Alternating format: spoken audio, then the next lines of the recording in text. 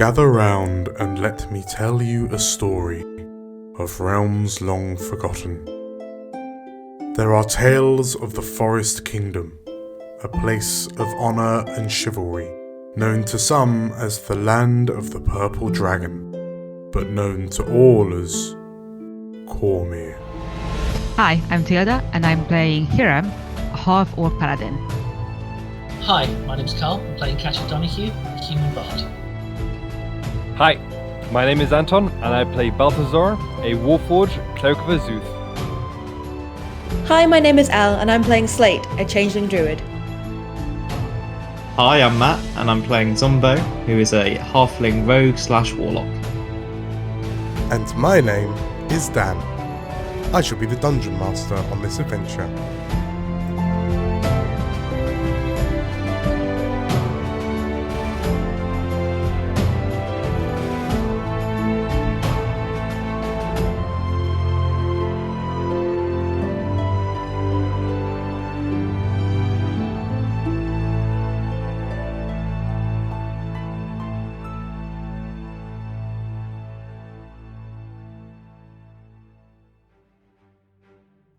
Hello, everybody. Hello, welcome. Welcome to another episode of Cormyr Echoes of War.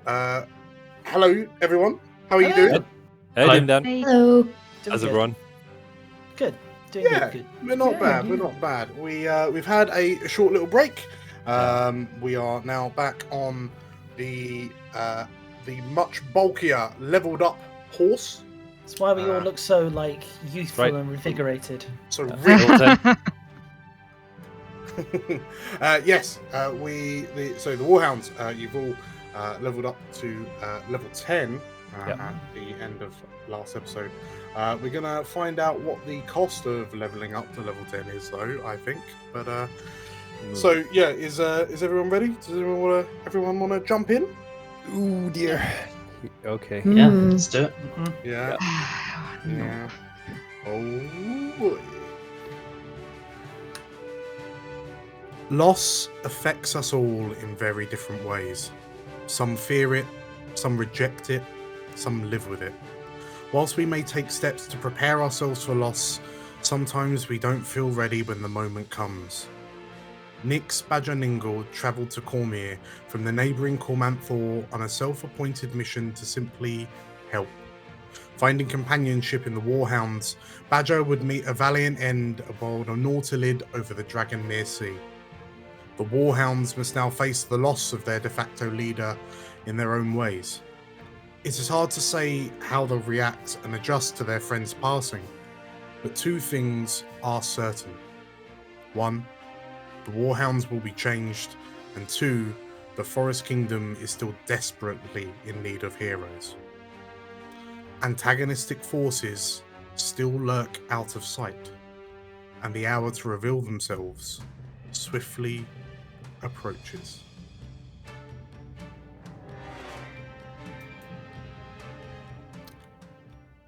We find the Warhounds on the on the floor in the middle of Elhizir's Exotica in the heart of Arabel. Around as the five of you kind of clamour and panic, you watch as Elhizir's 6 daughters are levitating off the ground, their eyes blazing with arcane energy as they conjure some sort of spell. And in a flash of light, a figure tumbles to the ground in front of you. And as the figure looks up to you, you recognise it's Renna. And she looks to you in confusion and, where's Badger? What's happening? Where are we? Well, where the hell is he? As Renna looks to you, she looks up at the 6 identical daughters, and you watch as what almost looks like a looking pool opens above your heads. And through this scrying mirror, you can see what appears to be the Nautilid scored from front to back by a singular blast as it careens down towards the sea. One of the daughters, you assume it's Chantra, kind of leans forward and reaches out a hand, and you hear her shouting, just hold it! And she appears to be reaching through the pall as it zooms in towards the ship. And then the pall goes white as an explosion rips from the heart of the ship, obliterating it. And Chantra is thrown back towards you and lands in a crumple on the floor next to you. Balthazar will look around the room to see if everyone's there. As you look around, you can see Zumbo, Hiram, Katya, Slate, Drool, and Renna, who is watching the pool distraught. She watches as the vision goes white, the scrying goes white. That you can feel in the shop itself the force of the explosion. You can hear the bottles rattling on El Hazir's shelves, and the other shoppers kind of panic and dive for cover. Badger? Where's Badger? Balthazar will look around. She was there before I left. Renna. Wait. Badger? Maybe she's under something. Let's just look around. I'll start over there. Renna asked where Badger was, so Badger must have left before her. Renna? Katya approaches Renna, and she's like, Renna, may I? And offers her hands out to her temples. Renna is still looking at the point in the sky where the scrying pool was. And without looking at you, she stops one of your hands by holding your wrist. And you see Renna, she closes her eyes and she starts grimacing. It's like she's just, it looks like she's having the most violent oncoming of a migraine. As she starts recoiling and retching, and then she stops. She blinks her eyes a few times rapidly, and then she looks to you, and there's a look of utter horror on her face. What is it, Renna? She looks at you, Balthazar, as you ask it, and fear fills her face. What happened? And she looks around and, Badger, you had a friend called Badger, didn't you? Yeah, where is she? She was right behind me, Renna. Did you see her? Did she jump off? As she looks to you, Katya, because she's still got your hand, she looks you in the eye, and Katya, you in that moment notice that Renna has this kind of clarity that she's never had in her eyes before. I think we were on a ship. It was an Illithid vessel. There was an explosion. I went up onto the deck. I found this badger, a gnome, pink hair. Yes. Yes, that's Do her. you not remember her? She had a necklace. It was broken. I think I fixed it. And then I was here. And as she says that, you notice that around her neck is in fact one of the amulets that you're all wearing. And the Chantras, the sisters are busy picking up their sister, and they turn to look and they recognize the amulet hanging around Renna's neck. And Renna looks a bit confused, and sorry, I don't remember any of your names, but my name's Rena Illyra. I'm a war wizard. Where are we? At this point, Slate walks up to the group and is just like, we need to stop chatting. We need to find her. It's a bit messy in here. Like, there's a bit of a... Come on, we... Help? We will go in a second, but, Rena was the last one to see Badger. Any pointers we can get is going to help figure out what she has done.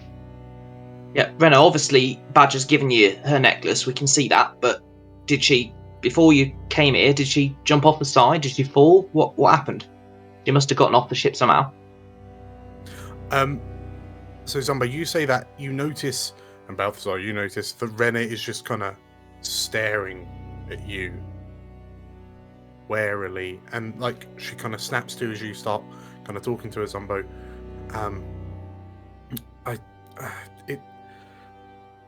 I'm sorry, it feels like memories from a dream. She said it was going to be okay. She said everything was going to be fine. And then she gave me this necklace. But why was there an Illithid vessel, and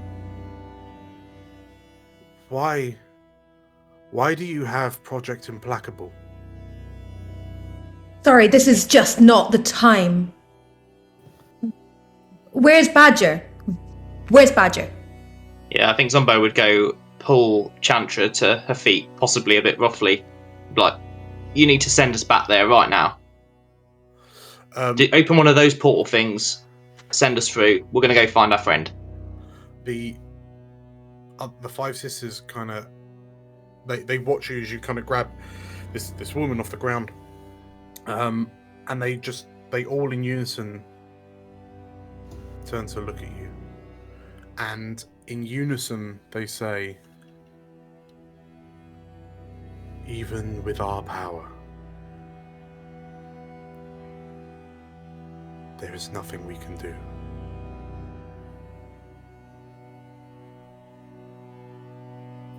What do you mean? You have been... Look, you know Badger, we know Badger. Can you at least try to scry on her? That's the thing that's the spell that you usually use to find someone, right? I could do sending. Well, yeah, do that. Well, I'll try it now. She'll be able to respond right away, I'm sure. Okay. Yeah, good idea, Balthazar. Balthazar will prepare the spell Mm-hmm. and send. Hey, Badger! It's Balthazar. Did you make it out all right? Did you get the teleportation or the spell? Did you jump off the boat? We'll come get you. Just let us know where you are. We'll find you.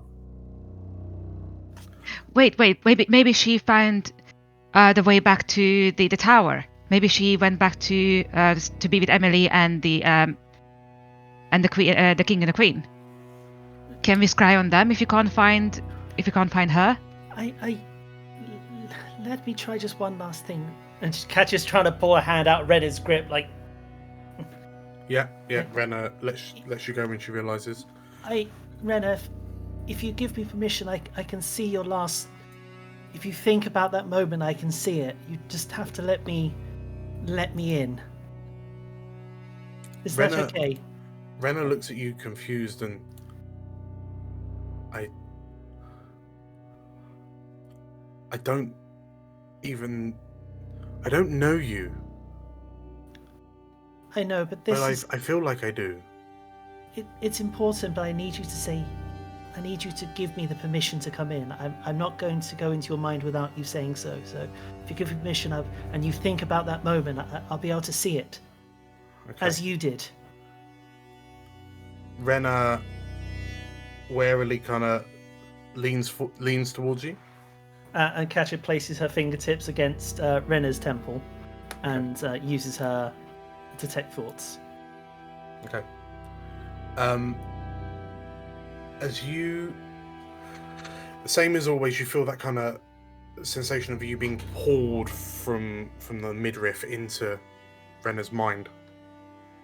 And like as the world begins to kind of build around you, like it has in many previous occasions, the thing you notice is that like you find yourself like standing on the sloping hull, like the deck of the Illithid ship, the Nautilid.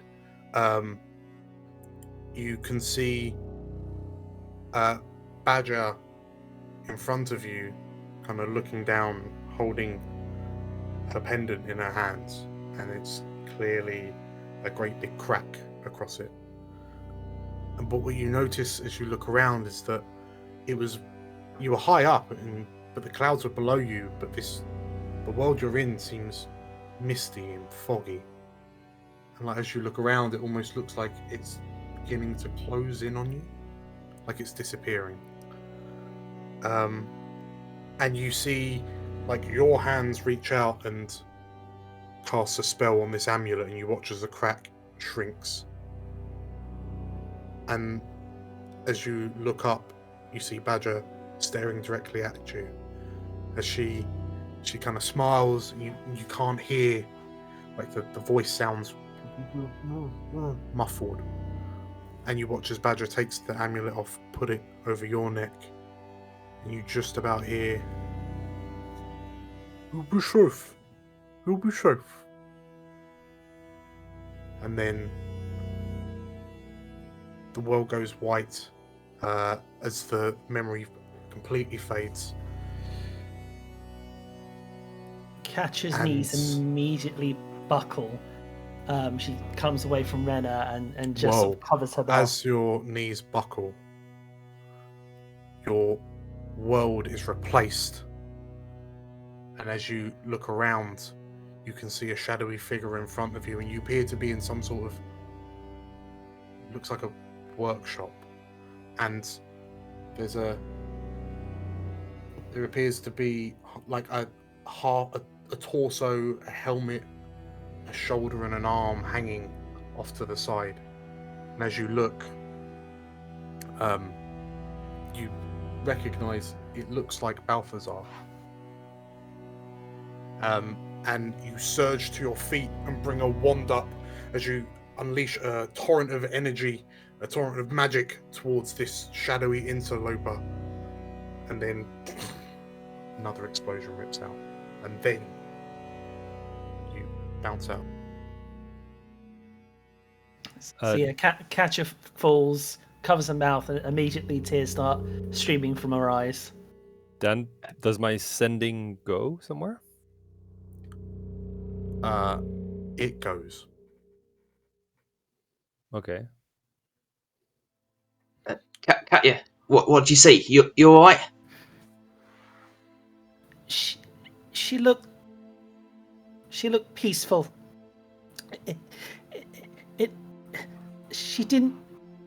She wasn't trying to get away. She was only trying to get Renna away. I think she's gone.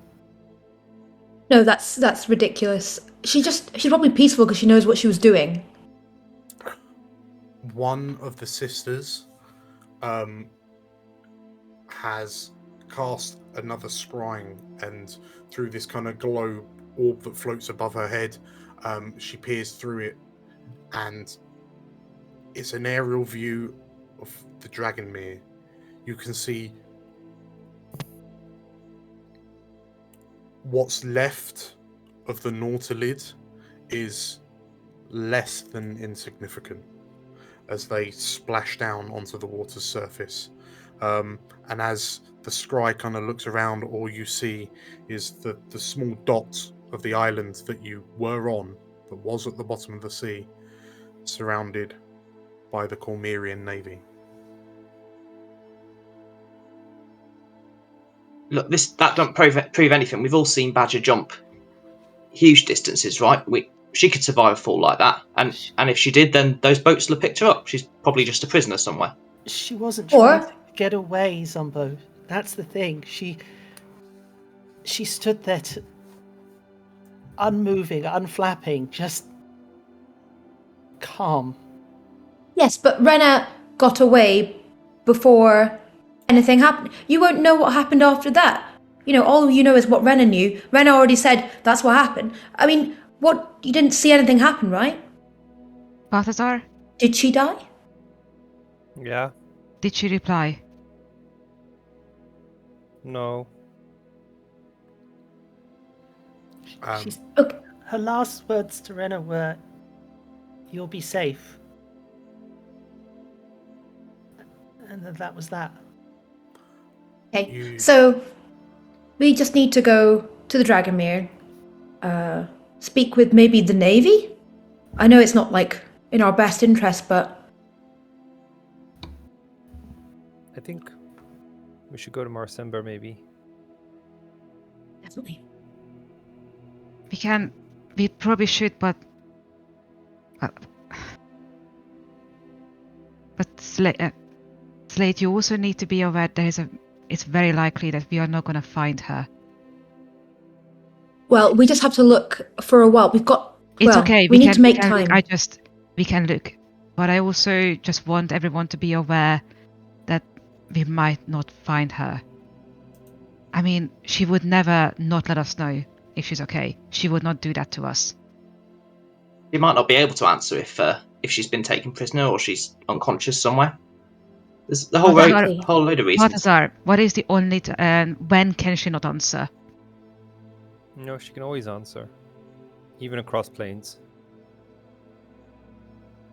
The sisters kind of look to you with forlorn faces, and they nod in agreement.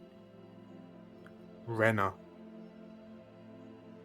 has a guilty look on her face. Let's find a ship. Let's find a ship. Let's find a way. Go to Marsember.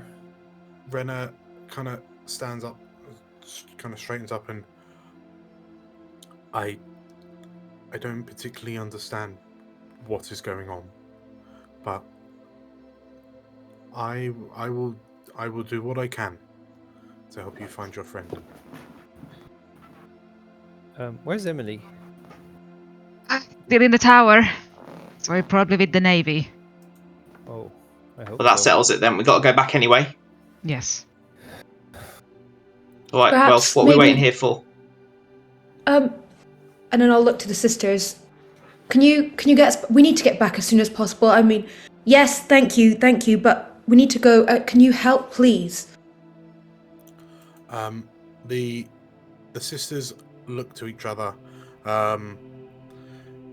They kind of take a deep breath, and you see them kind of close their eyes. They form a circle again, and once again their eyes blaze with magic. And a teleportation circle appears in the middle of their circle. And the one in red looks to you, and it would only be wise to send you to Marsember. I fear at that point all you can do is wait. Okay. Thank you. They nod, and the sister in blue smiles, and may Mother Mistra watch over you. Thanks.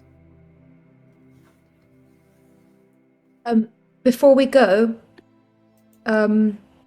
is it possible to get some sort of like revival sort of potion or something to kind of help Badger? Just find one on the shelf and kind of go, can I take this, and give them any money or whatever, just to... There's such a thing. There won't be a potion. Like, the closest you'll get is reagents for someone to cast some sort of back from the dead spell. Didn't mean revive. I meant like healing, restoration. Gotcha. Yeah. I mean, one of the so the sister in green reaches a hand out, and you watch as kind of tendrils of magic flow from her hand and pick up like a number of kind of health potions and float them over to you. She hands them to, like, they float over to you, Balthazar, and she quietly says to you, "These are for whoever needs it." What are they specifically? Sorry. So they'll be potions of like greater healing, like superior, like the top one, superior healing. Okay. Balthazar, as this happens, you can't help but notice that these appear to be very powerful spellcasters. Yeah. In the back of his mind's going, they're quite powerful for shopkeepers. There seems to be something a bit odd about them, but yes, they sort of like this portal back to Marsember is ready. You can see a couple of Marsemban townfolk kind of, well, the portal's on the floor, and you can see their faces as if they're. It looks like this on the other side. The portal's appeared on a wall because you can just see people like peering through. All right. Oh. Okay, people, let's go. And thank you. We will settle the tab when we are back.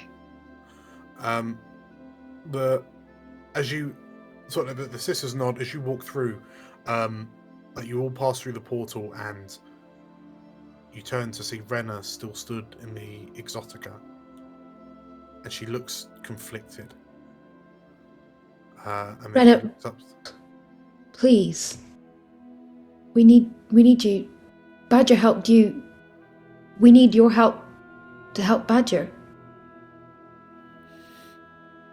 Yeah, and she takes another deep breath, and then she steps through the portal as well, and the portal closes behind her. You find yourselves back on the streets of Marsember. Going from a room filled with scented fumes and candles and incenses to the pungent Marsemban air is stark and noticeable. So, like, as you, well, where do you want to go? Because you know you probably have to wait for. It took about a day for you to sail out from Marsember, so you probably be waiting a day for them to come back.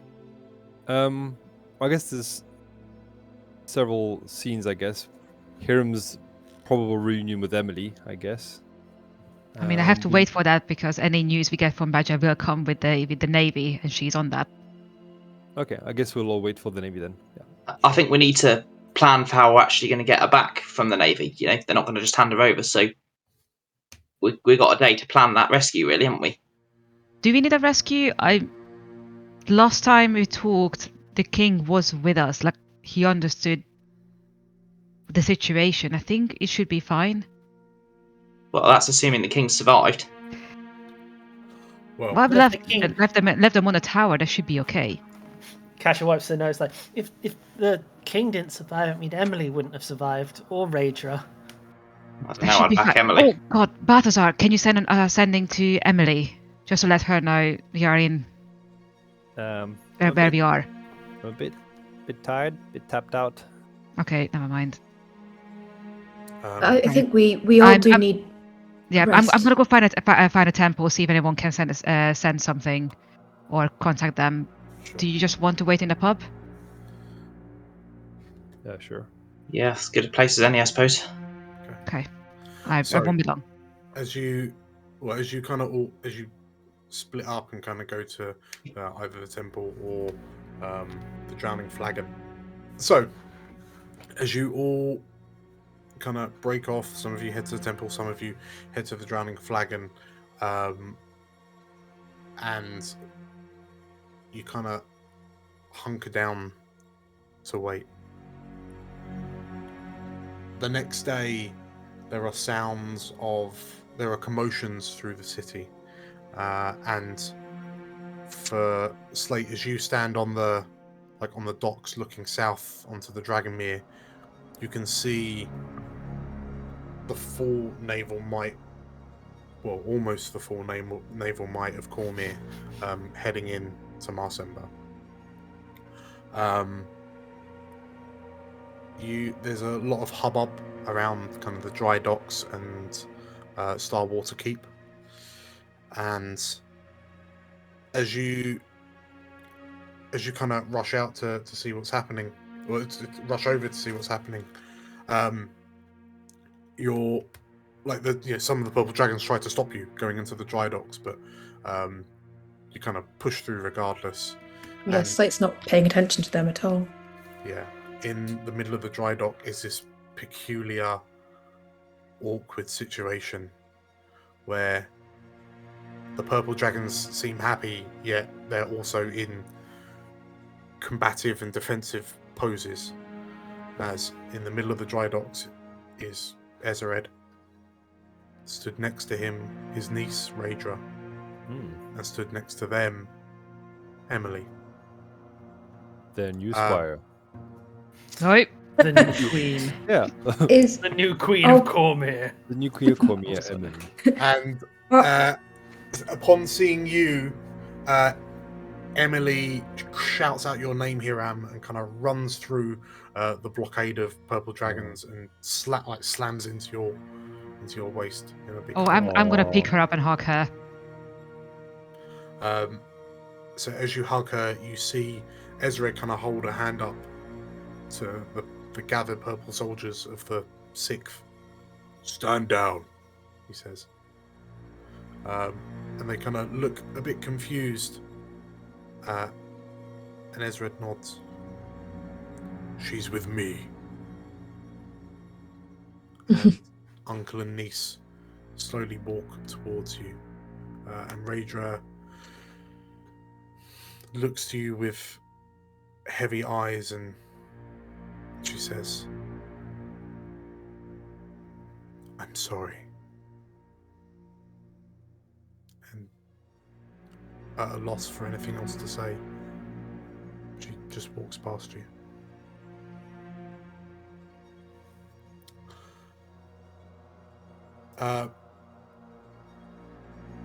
So as over the space of the next week, I understand that some of you are staying in Marsember to search for a badger.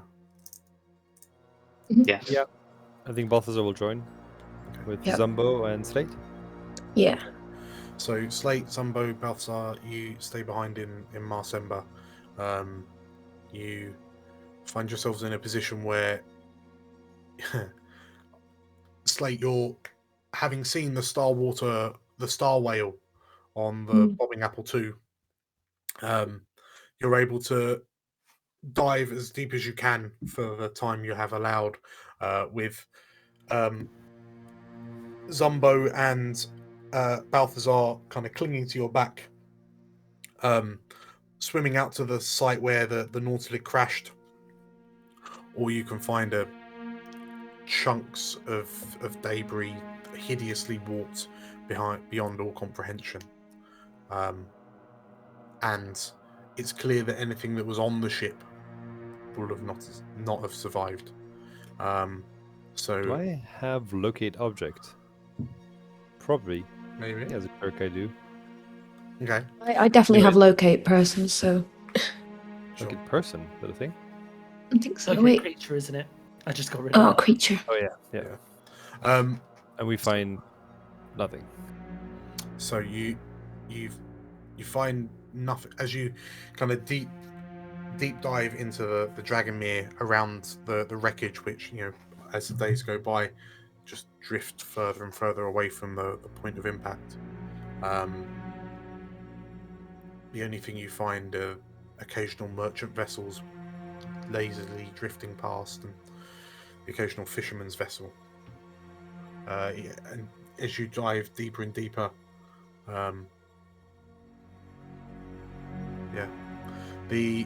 the island has, as you dive down, you've noticed that the island has once again sunk to the bottom of the sea, but this time there are no protective magics surrounding it, so it is now just nothing but an underwater ruin.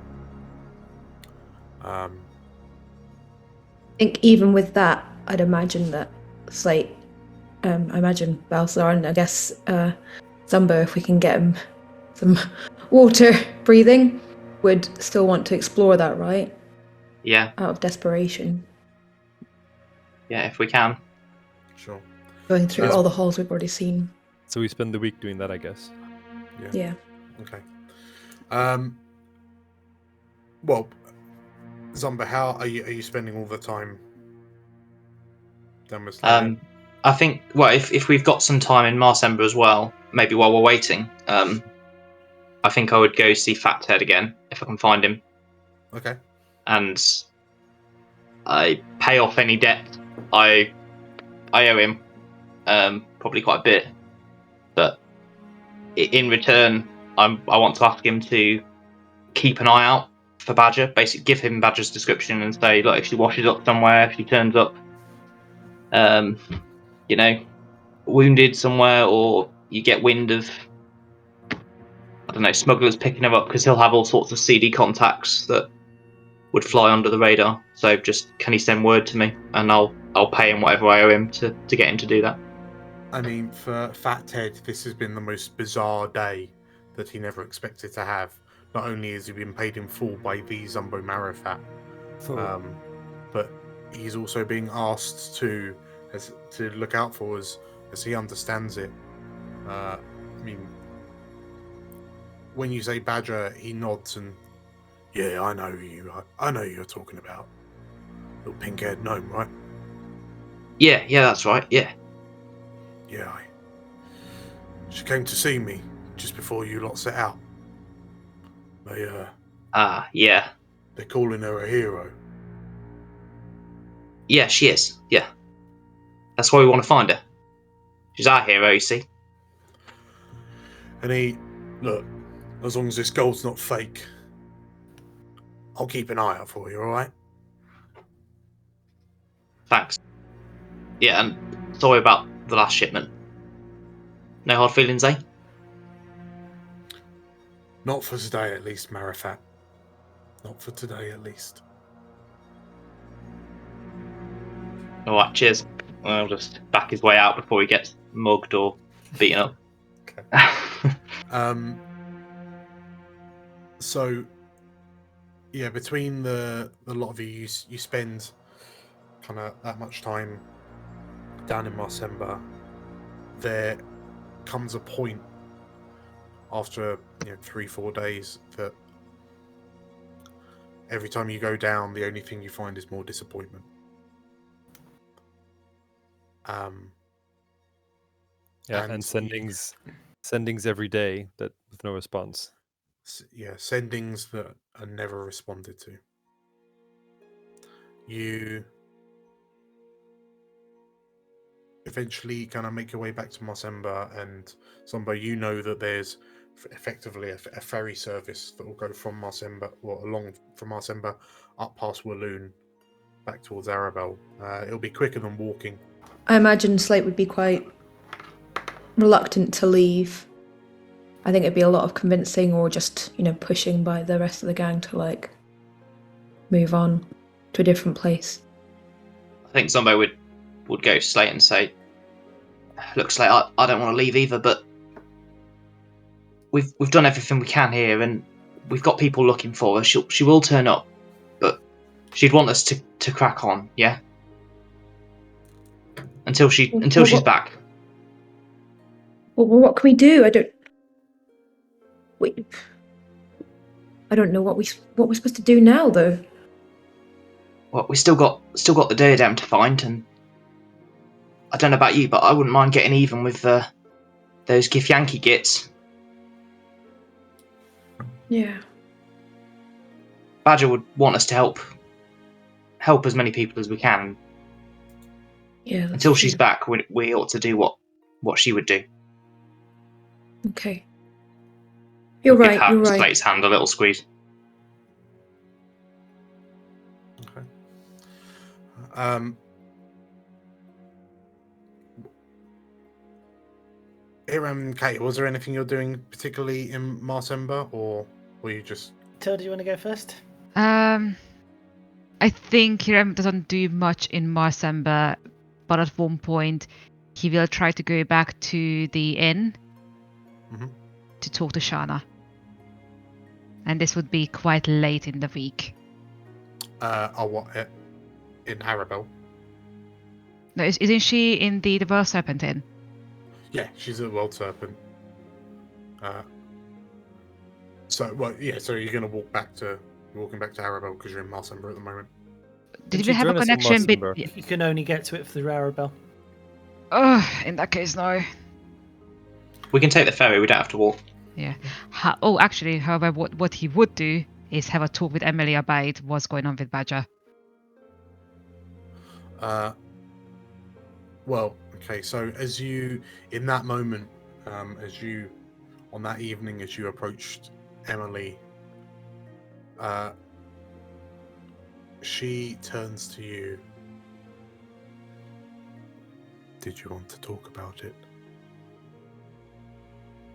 We probably should. And judging by her tone, this is not going to go the way I thought it will. Emily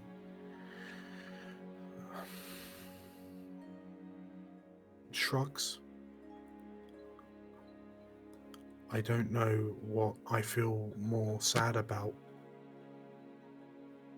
The fact that she's gone, or the fact that I don't feel as sad as I feel I should.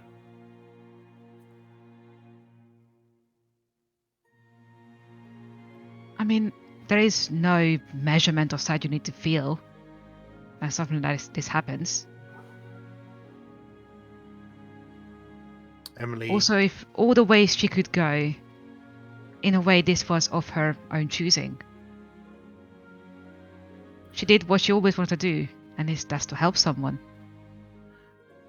Emily kind of looks at the floor and nods, kind of shrugs again. I just hope that it hurt less than when I went. Oh, Emily.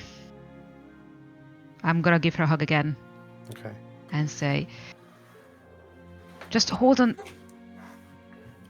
Even if you don't feel, now that you don't feel so sad, maybe what you can do instead is be there for the others. Because I can tell you, Zumbo and Slate are not gonna take well to this. Emily kind of pulls back from you, thinks a little bit, and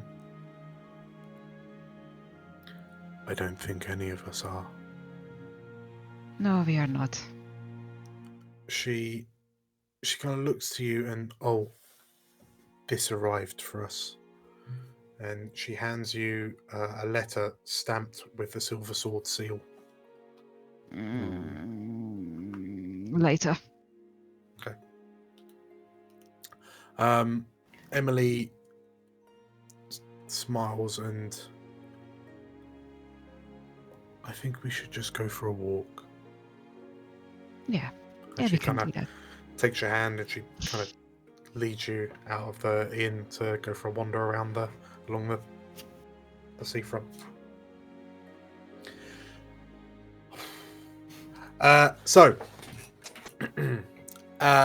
Katya.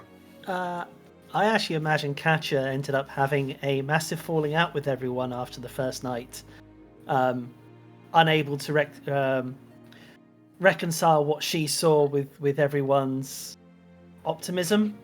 So I imagine she ended up storming out of the flagon on like the first night after the boats came back, and she's not been seen for a few days. But by the third day, there's suddenly the Ballad of the Warhounds is kind of making its rounds around the city, and it's been being sung quite often at the Old Oak,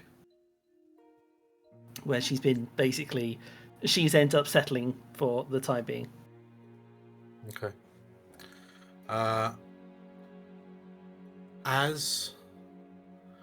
So there's a particular night when you're playing the ballad, and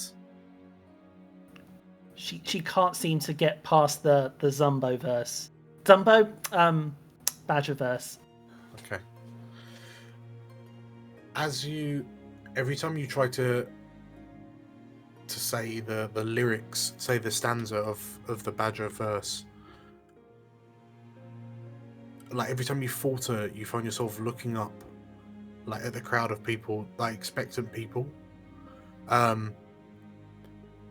and your head begins to be kind of filled with kind of voices and images. It's almost like they're memories that aren't yours, and you realize that as you kind of peer at people, it's like you're almost traveling inside their heads without contact, almost like what you were doing with Renna, but from a distance. And you can hear their thoughts, you can see their memories, and the noise just stops you from being able to think. But Sorry, ladies and gentlemen, I think that's the set for today. Thank you. as you kind of get off the stage, you can feel ripples of discontent ripple through the crowds. And yeah, you can just kind of hear their conversations in your head. And as you retire to your room that night, and you give Drool a little scritch on the head, it's a bit quieter, and you realise that, like, you tried it a few times as you were heading back, but you can, for what you would describe it, you feel like you can mind walk. Ooh. Which is a new feature in your character sheet. Ooh. Ooh. Hello. Mind walking. No details though. So, the Warhounds eventually find you. She's at a table. She's gone and bought herself a new jacket, new get up, but the table is covered in tankards, and when she sort of sees you, she sort of glowers for a bit. Hey, Katya. Need any help with those? And Zumbo will nod at the tankards. I think I'm doing fine by myself. Thank you very much, Zumbo. Well, would you like some company anyway? Yes. Yeah, that would be nice. That would be nice, yeah. Alright, well, first round's on me. What's everyone having? And they'll take people's orders and then pot off. Are we all there, DM Dan? You're all there. As the drinks come over, Olive oil for me, please. yeah. So as you bring back the drinks, the door opens. The door to the drowning flagon opens, and in walks Renna and Raedra. Oh God! Wow. Oh, what a combo! And yeah. the tavern goes a bit quiet as people recognize Renna, and like you see her kind of looking around. And then they kind of head over to the seat. You see Renna, signals for a couple of drinks, and as they take a seat, some drinks are brought over for them. And Raedra looks to you all and she says, we may have had our differences in the past, but at times like these, they seem to be the most insignificant and unimportant things in the world.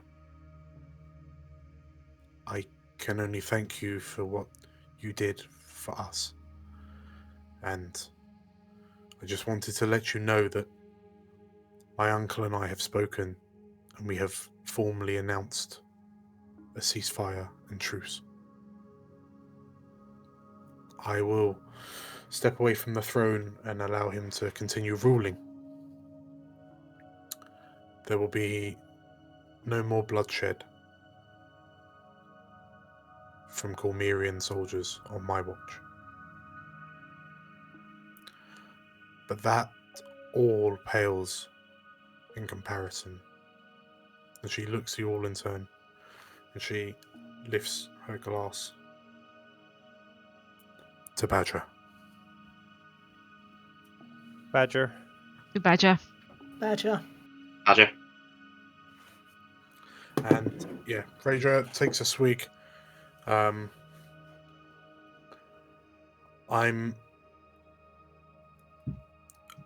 Ezred is going to be heading back to Suzail. I will be accompanying him to ensure that any soldiers who are still fighting in my name know definitively to stop fighting. If you happen to be in the region of Suzail, I would be more than appreciative of a visit. She nods, downs her drink, stands up. Godspeed, Warhounds. And Same to you. the former Queen of Cormyr turns and leaves the tavern. Guys. There's what's her name? Sorry, Renna? Right now. Renna. I keep getting it wrong. Does Renna stay? She stays. Okay. Guys. Yes? Yeah, Katya. I'm sorry. For? I know how hard this is for everyone, and I'm sorry for not having more hope. But I personally don't think there is any. No, No. she's gone. Can't believe the nerve of her. She just came, all that bloodshed, and then suddenly it's all over. Like,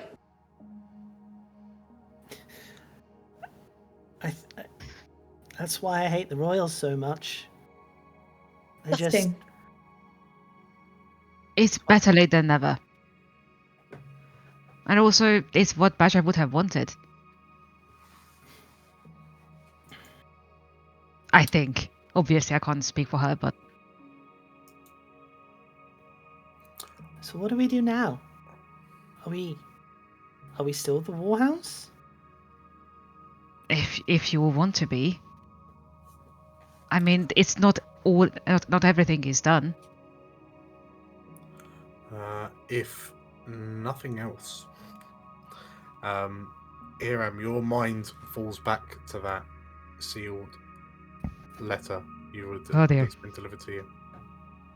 Ooh. What's that? Yeah. Actually, I was just gonna say, well, might as well open this while in good company and with drinks. And I have a letter from my family, which never bodes well. And I'm going to open it and read it to everyone. Okay. So you open the letter, and in it is a very kind of delicate, swooping handwriting. It takes you a few moments, but then you recognize it to be the handwriting of your grandmother, Ooh. Helena. The letter speaks about how she's heard what's happened, and that all of the love and support that can be mustered by the Silver Swords is being directed your way. But she would greatly appreciate it if you were able to meet her at the Silversword Estate in Arabel. She has taken the time to travel up to Arabel, and she would much like to see her favourite grandson. But yeah, it's otherwise it's a relatively short message. So is there anything else you lot wanted to do in Marsember before you headed off? I think, if Hiram's read, told us about the letter, and and we've kind of decided that we're going back to Arabel, he would say, Yeah, go ahead. just before we go, I got something I need to say. I don't believe she's gone. I can't believe that. She's just lost somewhere. But whatever's happened to her, I need you to know that it's my fault. I was the last one on the boat with her. I should have checked her amulet. I should have seen that it was broken. The captain's supposed to be the last one off. I let her down. I let you all down. No, Zumbo, no. Not your. Even You if- weren't there. It was Renner. It's Renner's fault, if anything. It's no one's fault. It's Lazy no don't one's be fault. busy. You know Let she us would do never that have with let us. anyone. No, she's gone, man. Now, isn't she? No, she's sitting with us. Renner's sitting on the Oh table. dear lord! Oh, But yeah, it's no one's fault. You know, Badger would never would let anyone stay on that ship while she was there. I know, but I shouldn't have made her go. If I could swap places, if I could go back, I you think know I would. I think we'd all would, Zumbo. Yeah. Anyway, I just needed you to know that. It's okay, And Zumbo. I am sorry. No, I think you have nothing to be sorry about. Mm, I mean, Kind if you of. want to blame someone, blame the Illithid. Yeah. Well, when we meet him again, gonna have some choice words for him, Hiram. Don't you worry about that. Or the Gith Yankee. Yeah, all them. Or the Hunter, yeah. They did shoot the ship, yeah. Dimdan, Yes. Balthazar would probably speak with Rena. Mhm. Probably later in the evening. Sure. Okay. And he'll say, Rena, why did you call me implacable? So, so you've had to kind of get up and go to the table that Renner moved to after Slate's outburst. And like she looks up to you, and like when you approach, the look on her face is one of, it's a quick look, but it's one of surprise and fear. Oh. And she kind of stops because, like, she composes herself, and because that's what you are, isn't it? Well, I guess his body is implacable, yeah. Made by war wizards. Were you part of them? She looks to you and sort of like she gestures you to come down, like to her level, like to her eye level, and she kind of reaches up and kind of puts a hand on the side of your helmet and like peers kind of into your visor, into your kind of glowing eyes. It's not a coincidence that you're called Balthazar, is it? No. Oh my! What happened to you? Do you know me?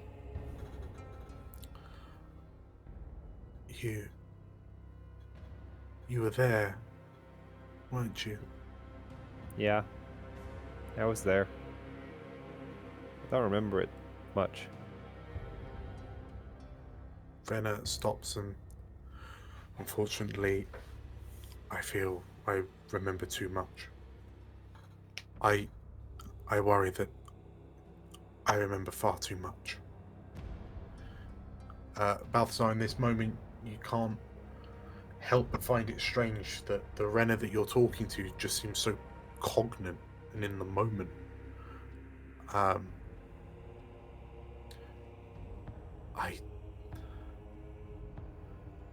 I genuinely thought that the project as a whole would be put out of commission, but the fact that you stand here before us means that I was woefully wrong.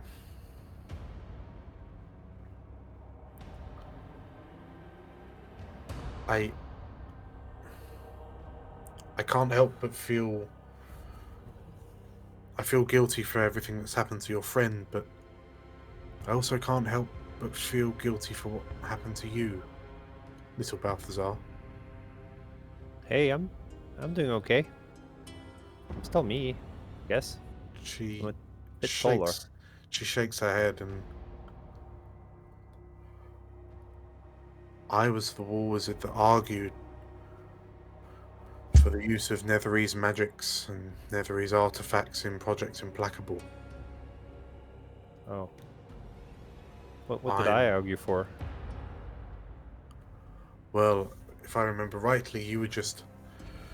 You were the innocent little archivist that sat in the next room over, cataloguing things, but... It was...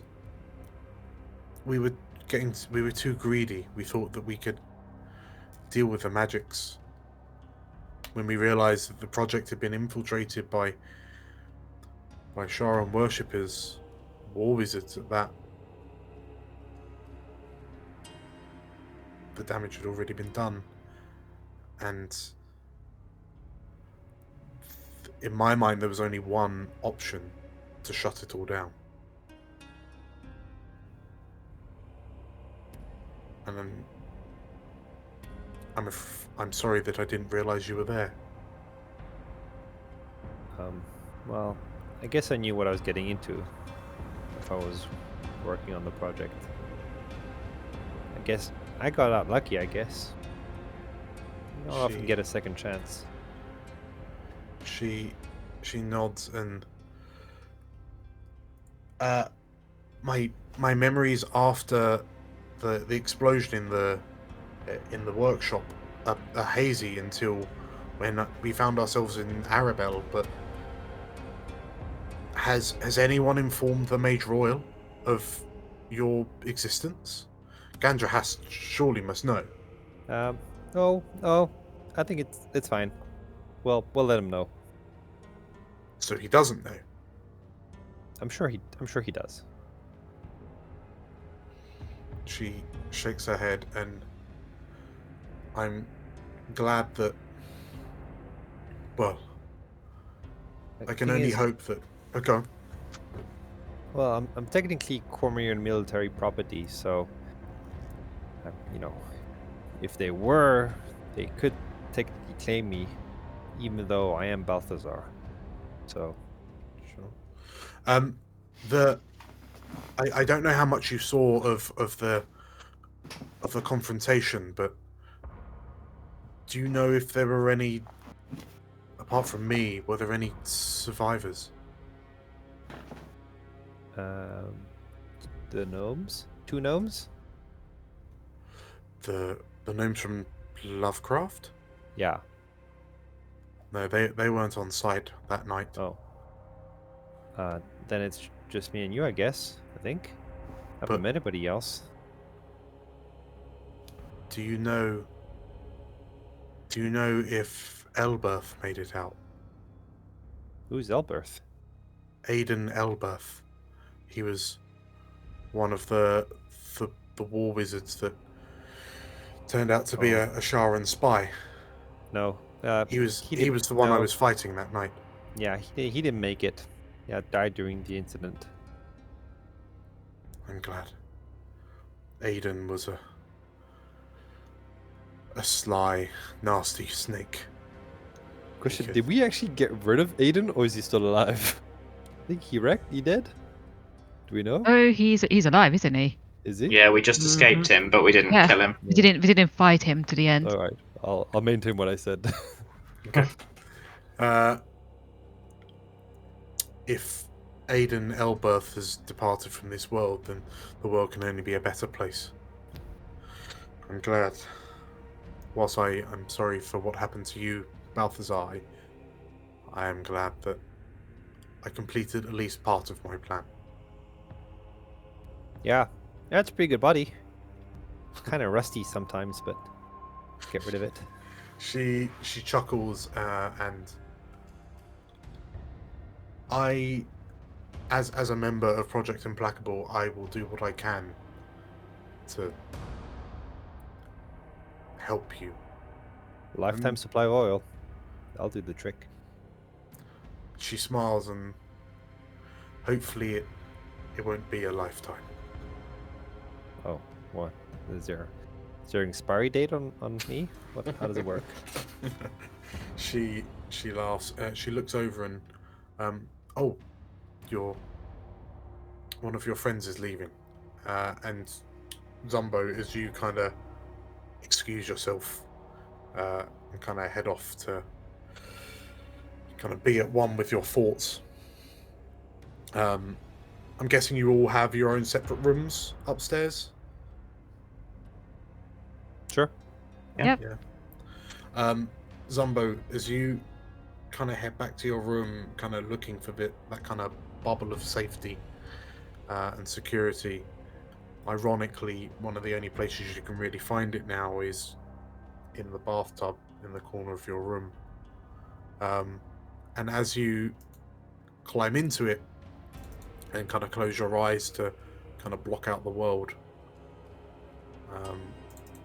you may or may not notice as your form becomes slightly less solid and your body transforms into fundamentally water. Ooh. And the bathtub is half filled as you just try to hide away from it all. If you check your character sheet, you can now use an aqueous form. Oh. Okay, that sounds like something I would notice.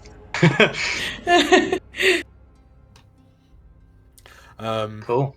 Thank you. Yeah, and as you can you drink yourself? Is really the question. as you transform, sort of you open your eyes and you look up, and just perched on the side of the bathtub, watching you vigilantly, is Betty. Before she tumbles into the bathtub and starts swimming around in you. Oh, that doesn't seem right.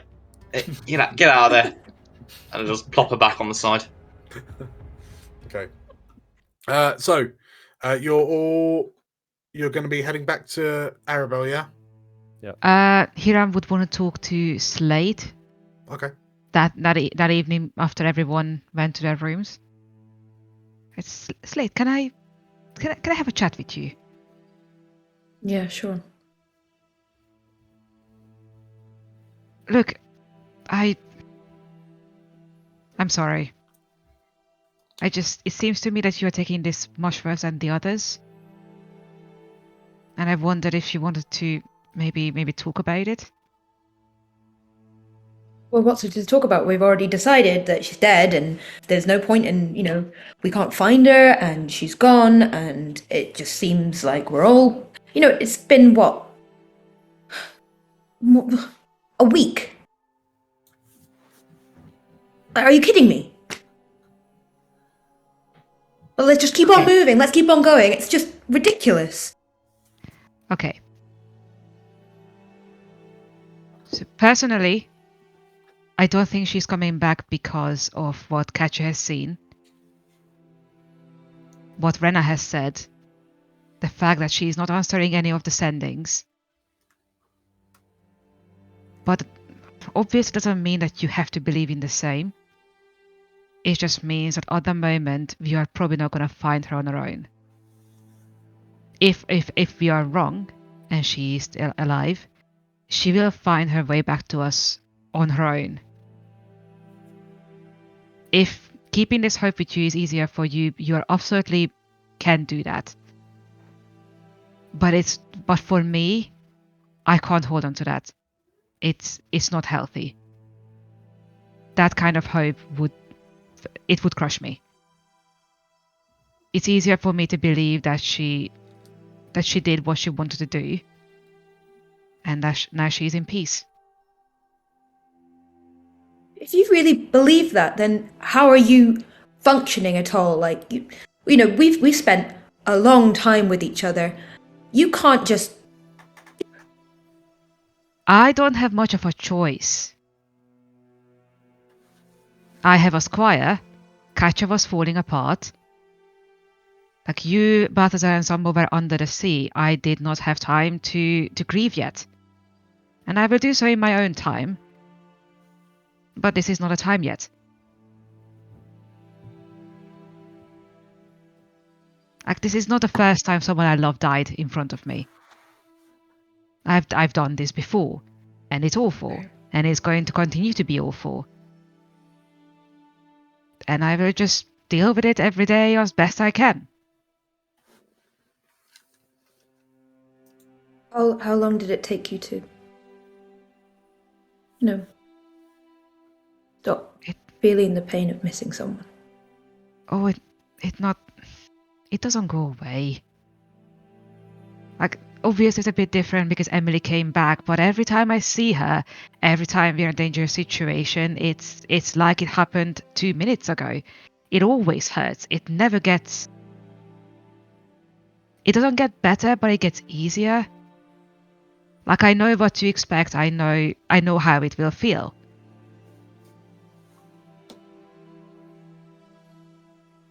And but I also say at the same time, I have other things to focus on. I want everyone else to survive and to be happy, and I can't do that if I'm stuck in the past in a loop, just thinking about how we failed someone, how we couldn't save someone, if you know what I mean. There's so many. It's hard to let go, and there's so many things that could have happened. I mean, we could have changed, or we should have all just jumped off, and I would have done something. We could have. Slate, and he's going to reach out and hold your hands between his own. It's only been a week. You don't have to be okay yet. Take your time. If you need to feel sad, then feel sad. And then when you're ready, then you can be better. Okay? Thank you.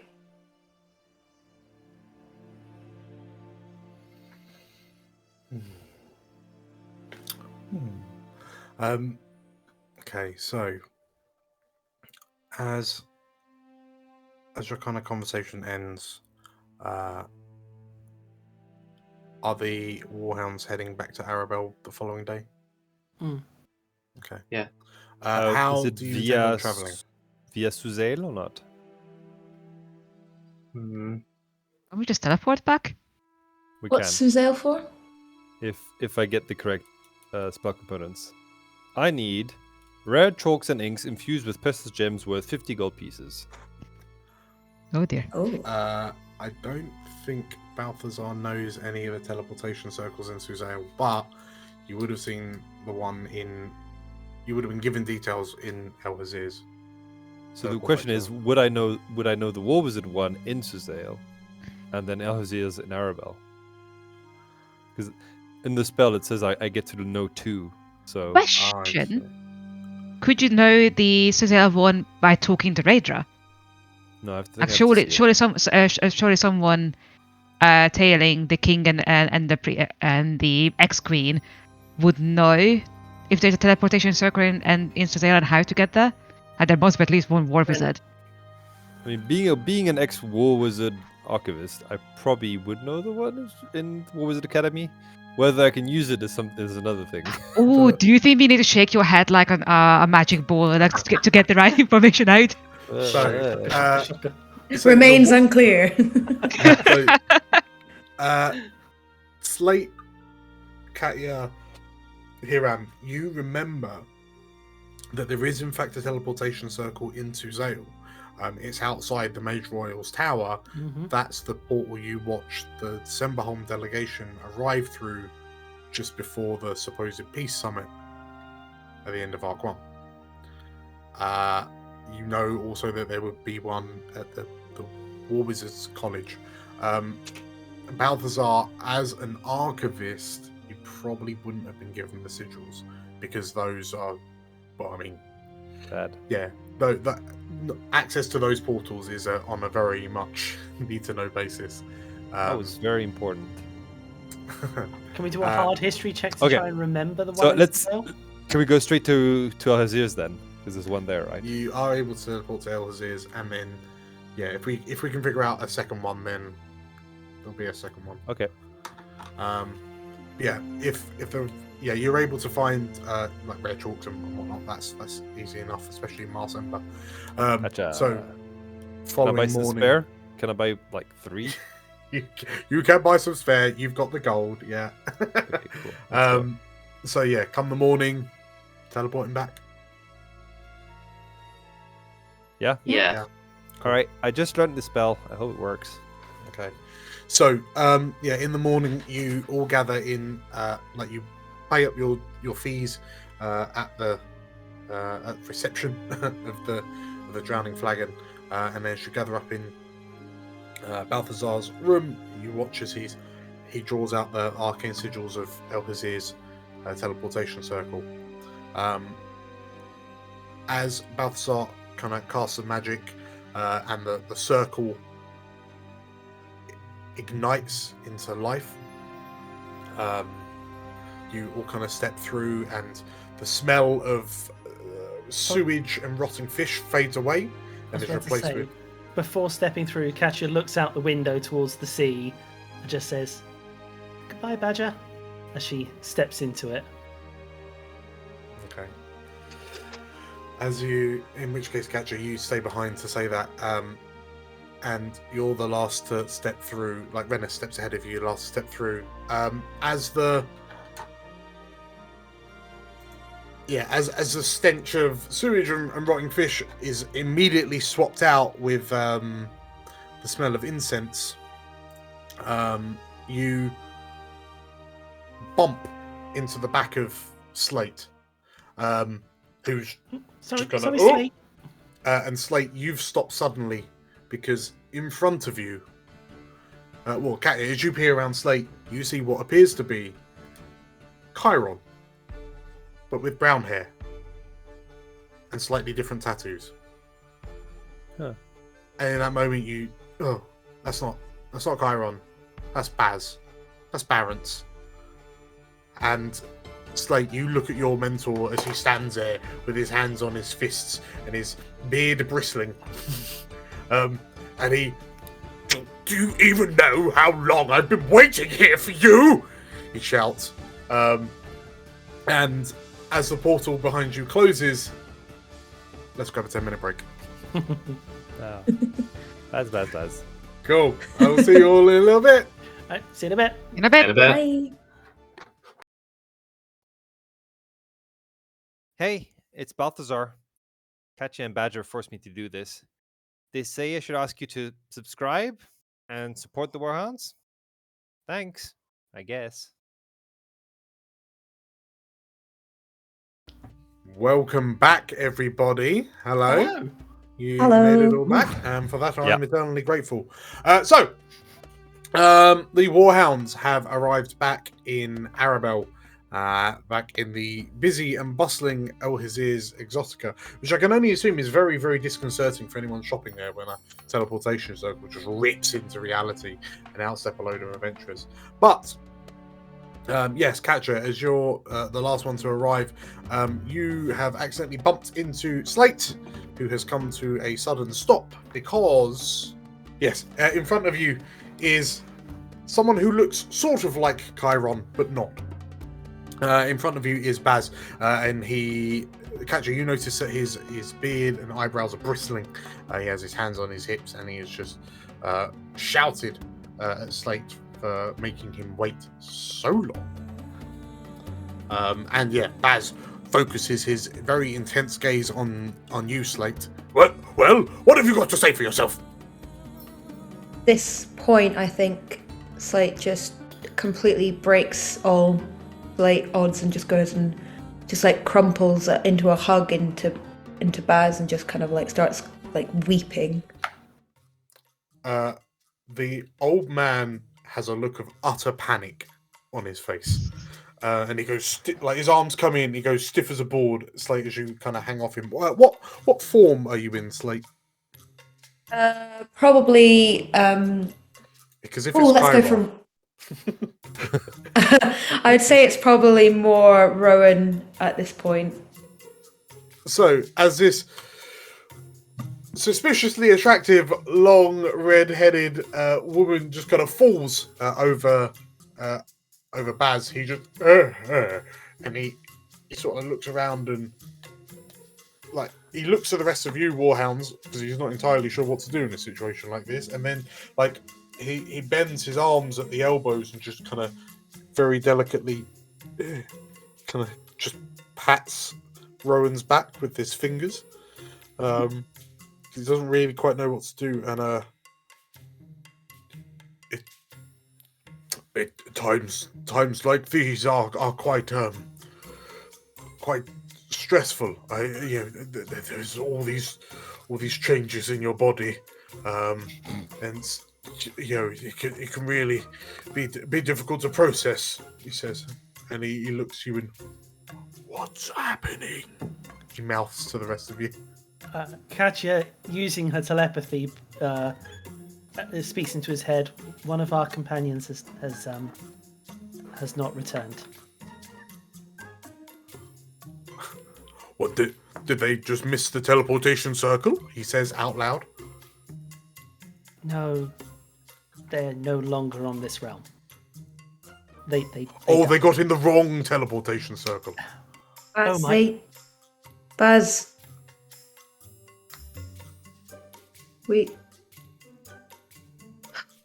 Badger's dead.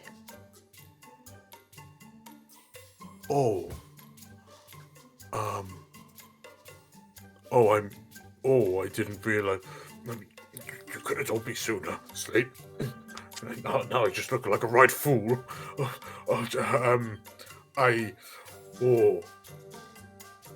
I'm sorry, Slate. And you as well. You all of you. Yes. Sorry. And he kind of leans over to you, Hiram. Badger was the gnome, right? Oh yeah, she was lovely. She was lovely. Yeah. Yes. Yeah. Right. Well then, he said, and he kind of pulls you off him, and. Well, and this Baz looks supremely awkward now. Seems like he doesn't really know what to say, and I'll be honest, that's not actually why I came. But drink. This place, the fumes are making me feel a bit queasy. Okay. What? Oh! Yes. We were supposed to be somewhere? Sorry, it feels like it's been ages. I can't. I have been waiting here quite some time, Slate. Yes, but come on, I'm parched. You all as well, but you have to pay for your own drinks. I'm not a charity. Uncommonly generous of you. Thank you. So Baz leads you out, and he kind of looks around, and he heads towards the first tavern that he finds, which is it's some it's near El Hazir. You don't have to go particularly far in Arabel before you find a tavern, he kind of grabs you all. He grabs a table. He sits you all down. He buys himself a drink. Forgets to buy anyone else a drink. So as you kind of get your own rounds, you see Baz kind of curiously studying you, Rowan, Slate, kind of leaning from one side to the other as he peers into your eyes, almost like an optician. How are you feeling?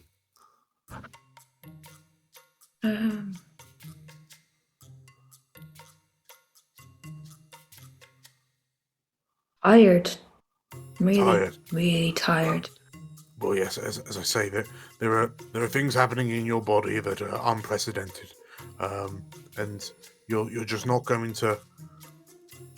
You're going to feel like a completely different person by the time it's through. But don't worry, we've all been through it, and we're all the better for it. Except these lot, they can't do it. It's just us, actually. So ignore I said that. It's just us that go through these changes. What are you talking about?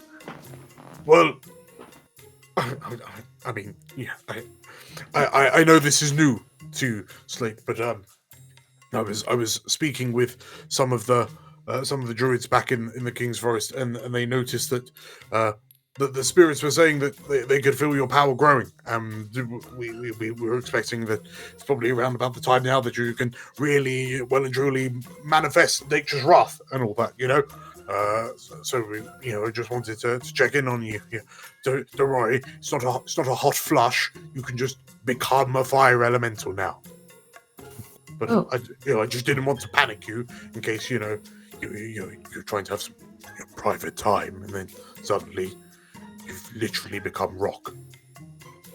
And is it just gonna? I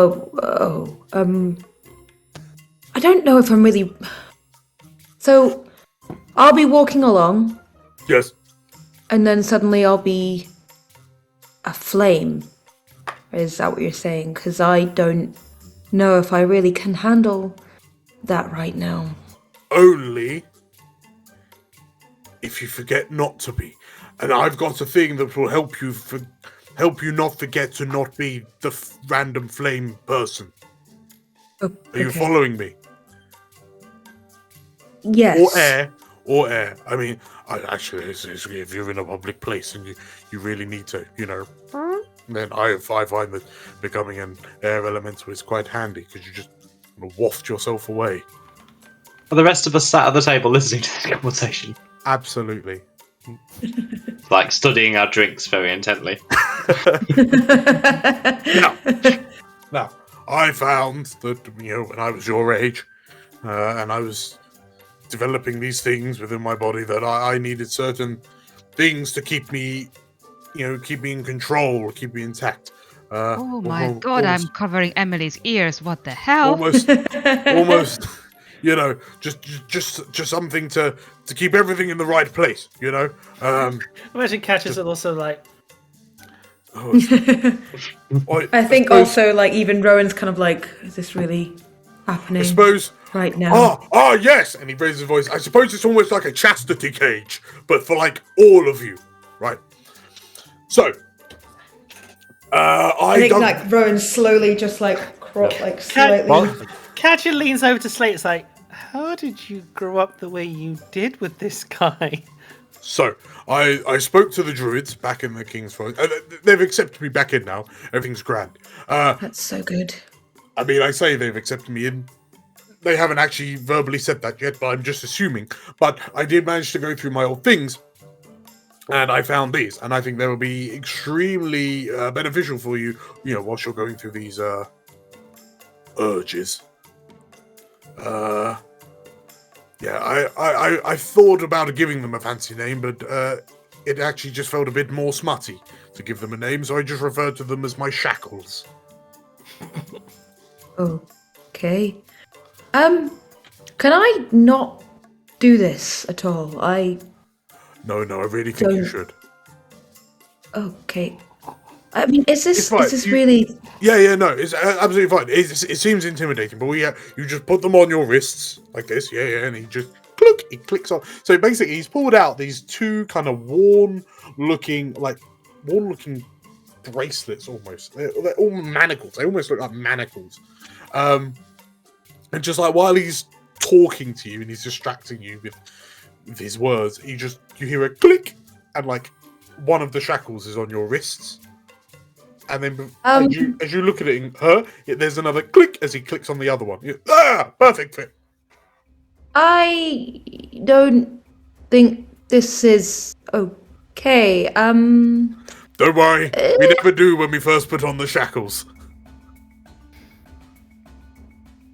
Can you take them off now? There's normally a safe word you have to say, Slate, if you want them to come off.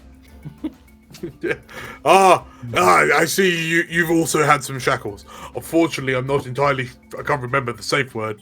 They've removed them.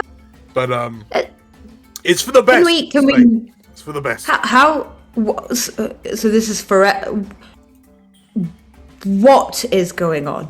So, with these, if you ever find yourself failing to control your urges to explode into a fiery beast or some sort of watery abomination or anything like that, you can use the power of these shackles to give yourselves form.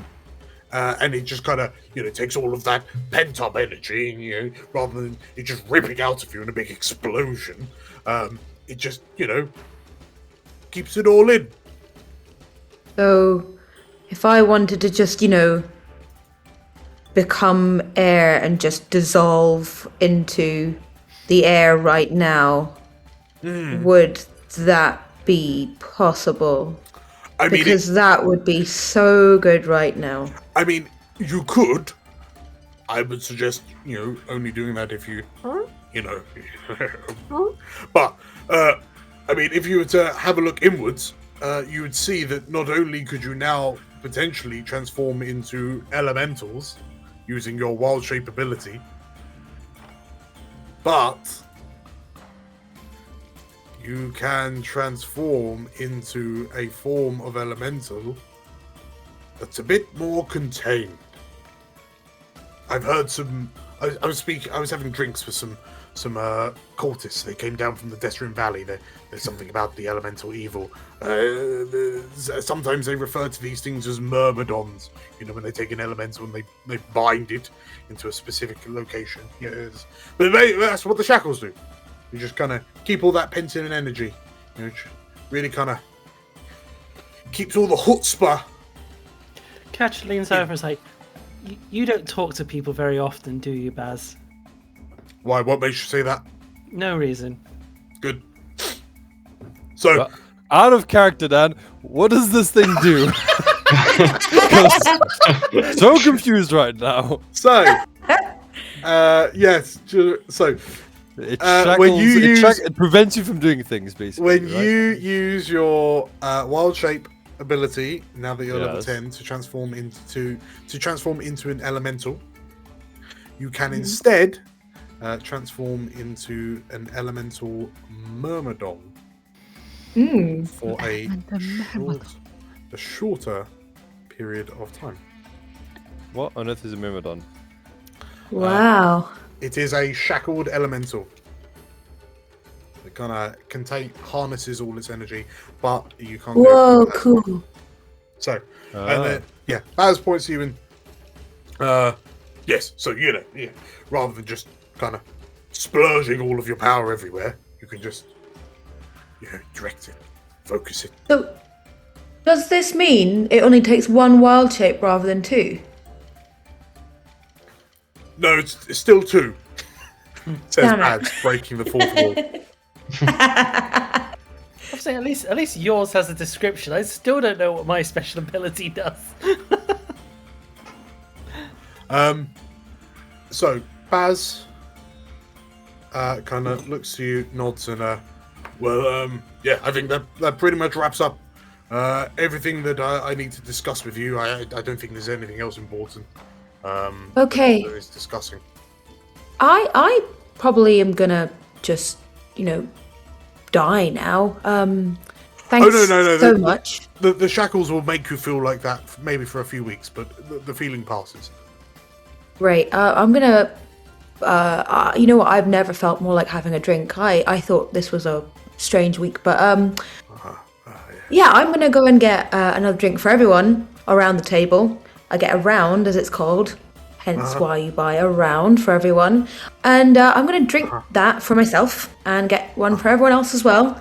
And then I'm gonna pretend this never happened. Okay, Great. Brilliant. Right. Yeah. Off Thanks. you go then. Off you go.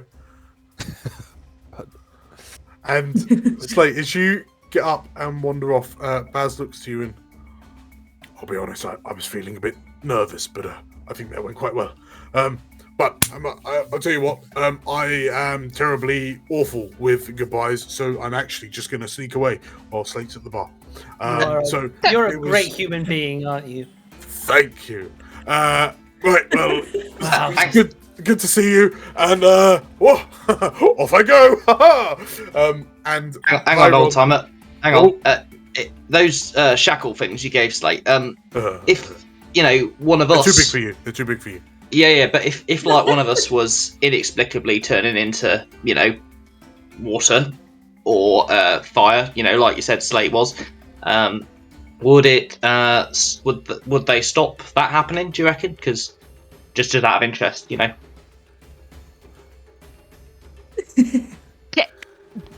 Can we run an insight check on that? Because the water is very suspicious. It's very specific. Yeah. If you want, anyone can roll me an insight check. Baz kind of looks you up and down, and like you see an eyebrow slowly raise, and just academic interest, we didn't think that you were also versed in the druidic arts. Yeah. He looks at you and gives you a big wink. I imagine Baz is the kind of person who winks with both eyes. Or just like winks like this. And it's like I know that one of the other druids at the King's Forest also had his shackles. He dug them up. So if you want, I can always have a word with him. If see if he's happy to loan you his shackles. If you want to experience life as it should be experienced. Well, I mean, yeah, all right. Marvelous. Cool. Sure. Are they the kind of thing you should like buy, or should you get your own? I mean, we all share them, Yeah, it doesn't sound that hygienic though, does it? Well, you just wipe them down, and then they're good to go. But Slate's coming back, and so I've really got to. Oh god! And you see him, and he panics. He grabs your drink, Hiram, drinks it, and then like drops the tankard, and then turns himself into a small bird, and just out the door he goes. Okay. Right. He's an interesting person, isn't he? But also, does 16 give me anything?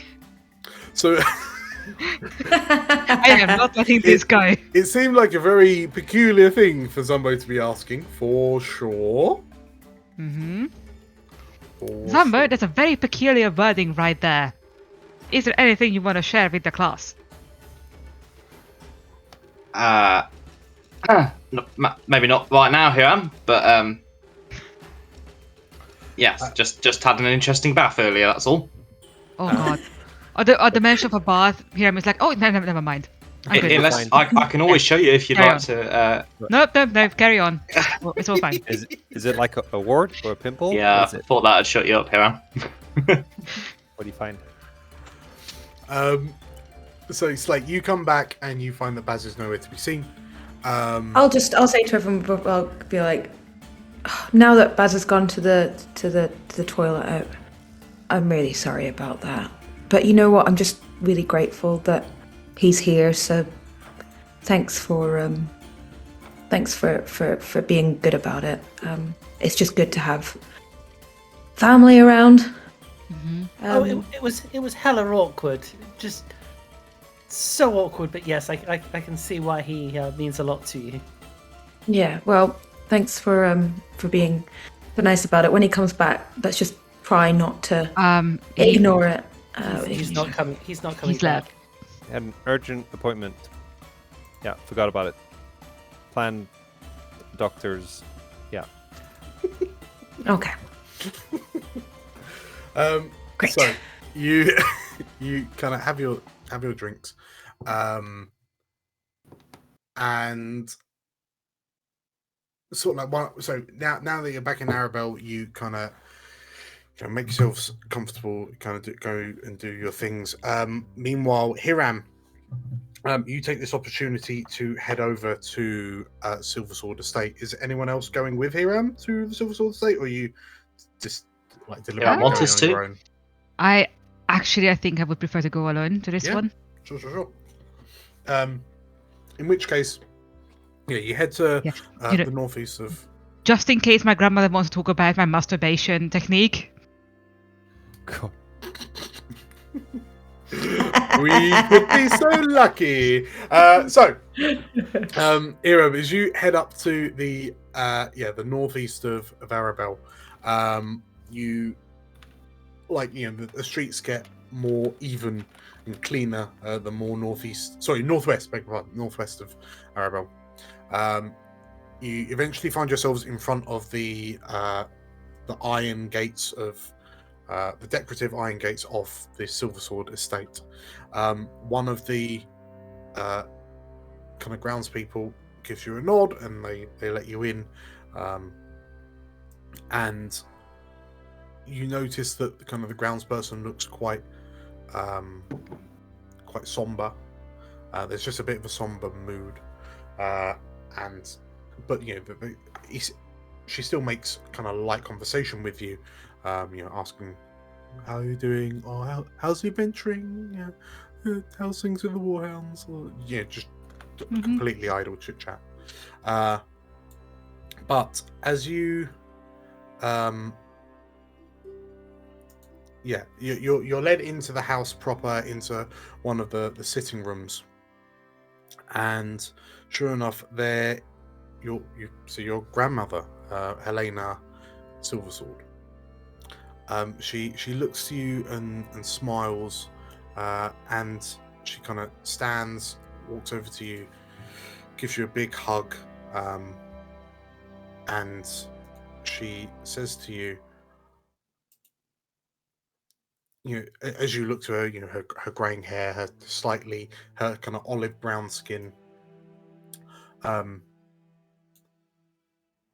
she gestures to the seat and, take a seat, Hiram. I heard about what had happened. Thank you. Which parts? A lot happened since we have last seen each other.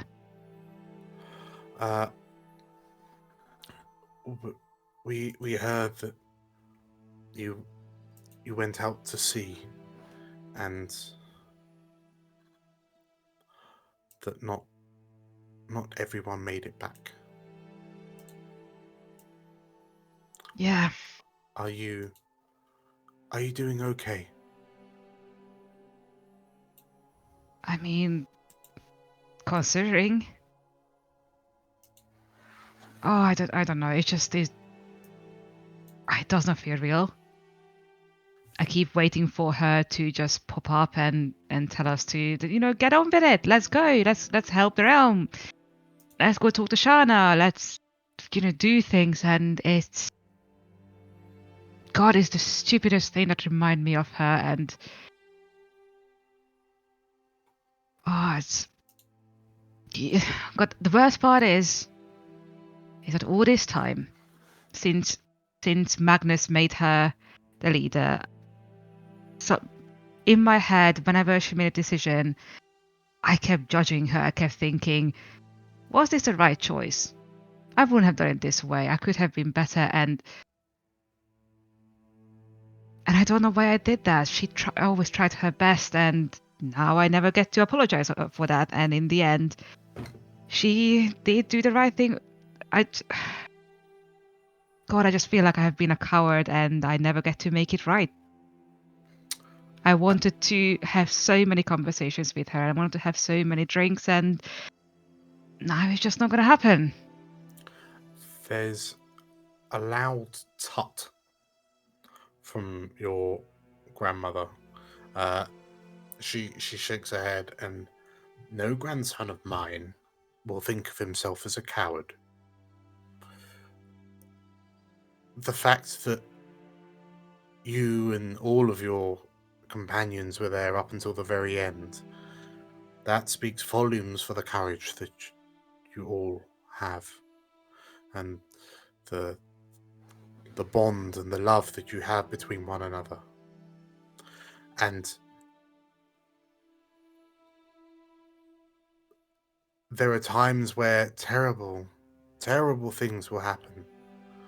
But the true courage that I hope we bred into you is that the hardest thing is to get back up and keep going, Hiram.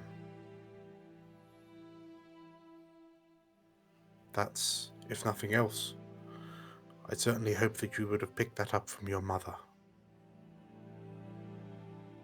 Because let's be honest, your father's a bit of a fop, isn't he? Oh, don't tell him I said this, but my God, he is. He really is. And like the old woman kind of sits back in her seat, smiles, just as one of the house servants comes in with a tray with tea, and Helena takes a teacup and just sips gently at it.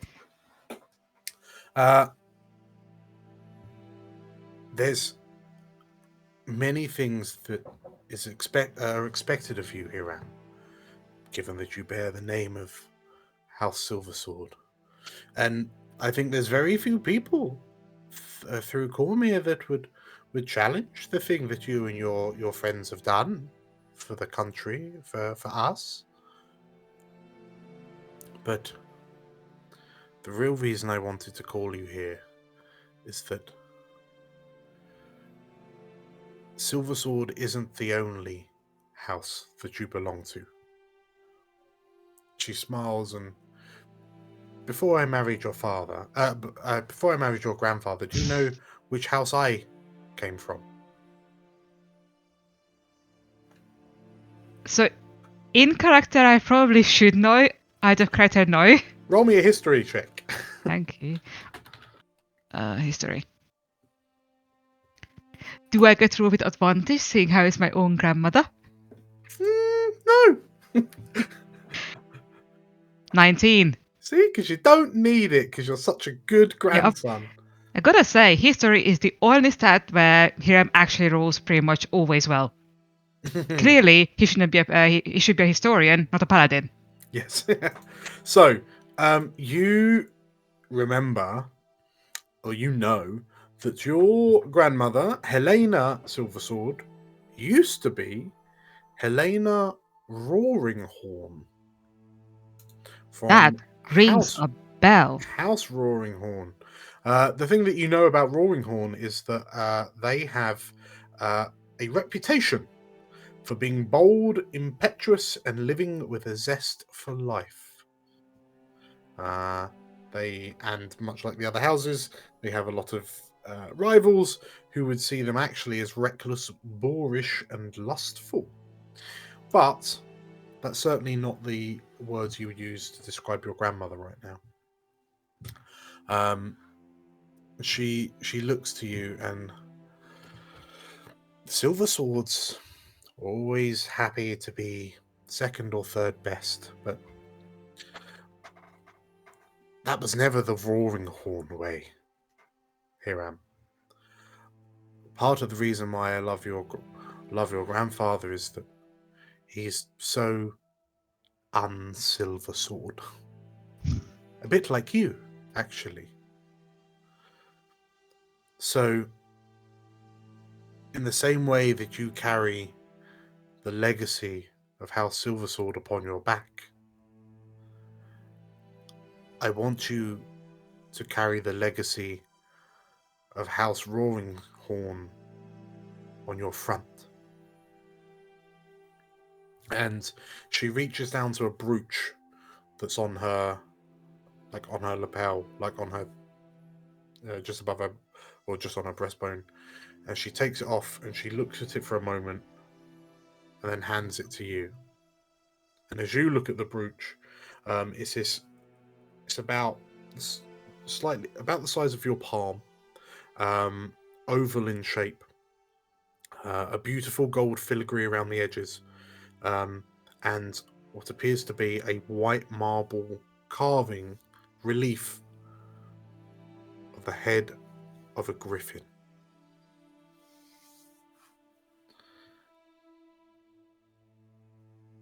if ever you find yourself in need, Hiram, use this brooch to call upon the Herald of House Roaringhorn. Sometimes he's known as... where have I put it? Sometimes he's known as Balthazar. Balthazar? Yeah, can you repeat that name, Dan? No, I can't. Okay. In fact, I think Hiram knows the name of this herald of House Roaringhorn and can say it for me. What is Can it? I? Yeah? Yes, you can. It's in your inventory. No, it's not. It's in your features. Ah, cool. Hold on.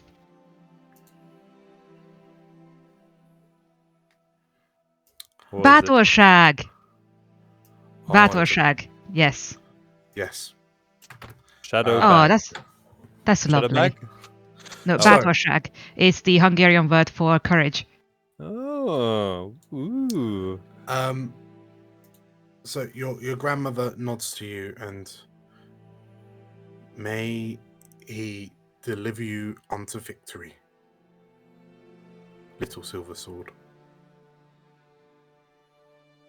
Thank you. She smiles and I hope you're staying for a while. I've asked the housing staff to make up those almond cakes that you like so much, and they should be ready soon by the smells. Oh, I can definitely stay for those. Thank you. She smiles, and yeah, you spend the rest of the day kind of chit chatting between you, catching up with the matriarch of House Silversword. So, whilst this is happening, Katya, what are you doing? Is the Warhounds base still a ruin at this present moment? It's currently being... Well, if you kind of wander the half mile south of Arabel to see it, it's kind of late afternoon-ish, so you can see that there are workers who are in the... Well, there's some sort of reconstruction going on as you look at this kind of burnt-out guild house, but you can see some workers... Like, you pass some workers heading back into town as you head towards it. So there's like lumber and tiles and new kind of masonry stone and whatnot dotted around. Okay, so Katya sneaks into the ruin, wanders through the remains of the Great Hall, having sort of, I guess, hearing sounds like she hears the battle between that they had when the place was destroyed. Has the sort of flashback to her sort of dancing in the hall and being caught by Slate. In the end, she goes into what's left of the barracks. Yeah. And she sort of, if there's any beds or anything left in there, she'll sit on one of the beds, and she starts thinking back to like when she first arrived at the Warhounds. And obviously she's still on her own, she's got drool, and suddenly this pink-haired gnome approaches her, and suddenly this hand sort of just shoots out in front of her, and it's like, "Hello, I'm Badger." And Katya awkwardly takes the hand, like, I'm Katya, Katya Donahue. And as Katya sits there, she just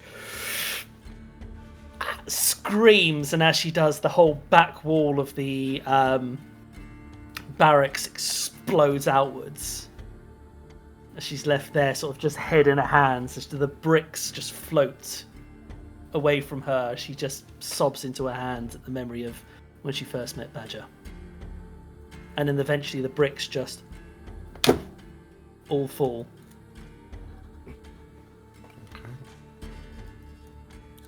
Okay. Do you stay there long, or how long She do you said, stay there? I think she stays there long enough to eventually, when she realizes she has to get back, but I guess before it gets too dark, because there'd be goblins on this road. But she stays there long enough to be thinking about like the different arrivals of different people, meeting Slate, meeting like Hiram and Magnus, all the different Warhounds, and eventually she sort of like, as she approaches the door, she thinks of like the time when they were probably all standing there looking at the wreckages of the building and deciding to carry on Warhound name. But then she slowly makes her way back to town. Okay.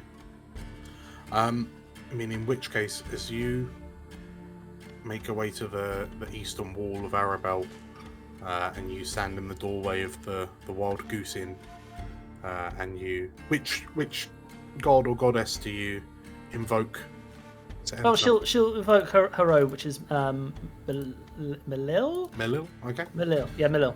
Okay, so as you invoke Melil's name, which causes the doorway to shift and transform and be filled with the familiar kind of blue fog that denotes the entrance to the World Serpent Inn.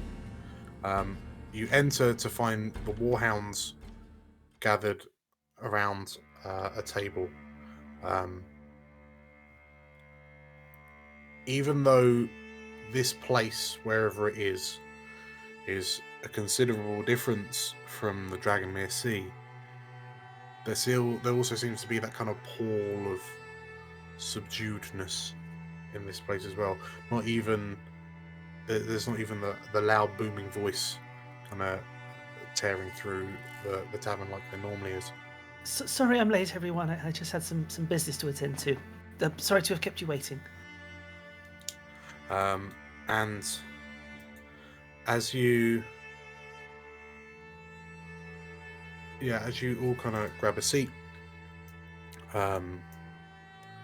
Mitrofer kind of comes over and, as always, these are on the house.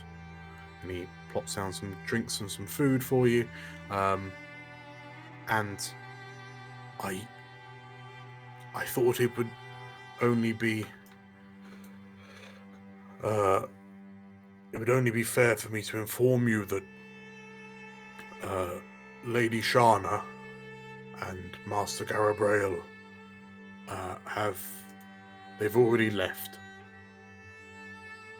They left for Semberholm perhaps a few days past. But Master Arabel sends his regards.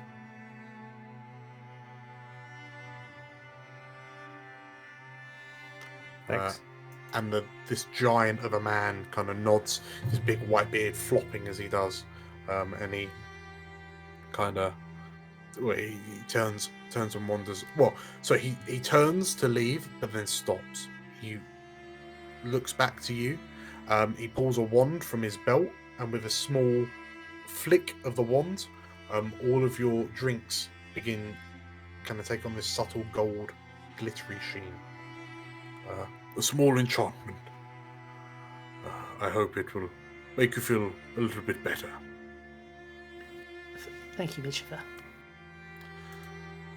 And yeah, the otherworldly innkeeper wanders off. As you look to one another and kind of eat and drink quietly, you look around and you can see that in the grand scheme of things, life is just kind of continuing on around you. Maybe it feels like it's going a bit slower, but it's hard to say.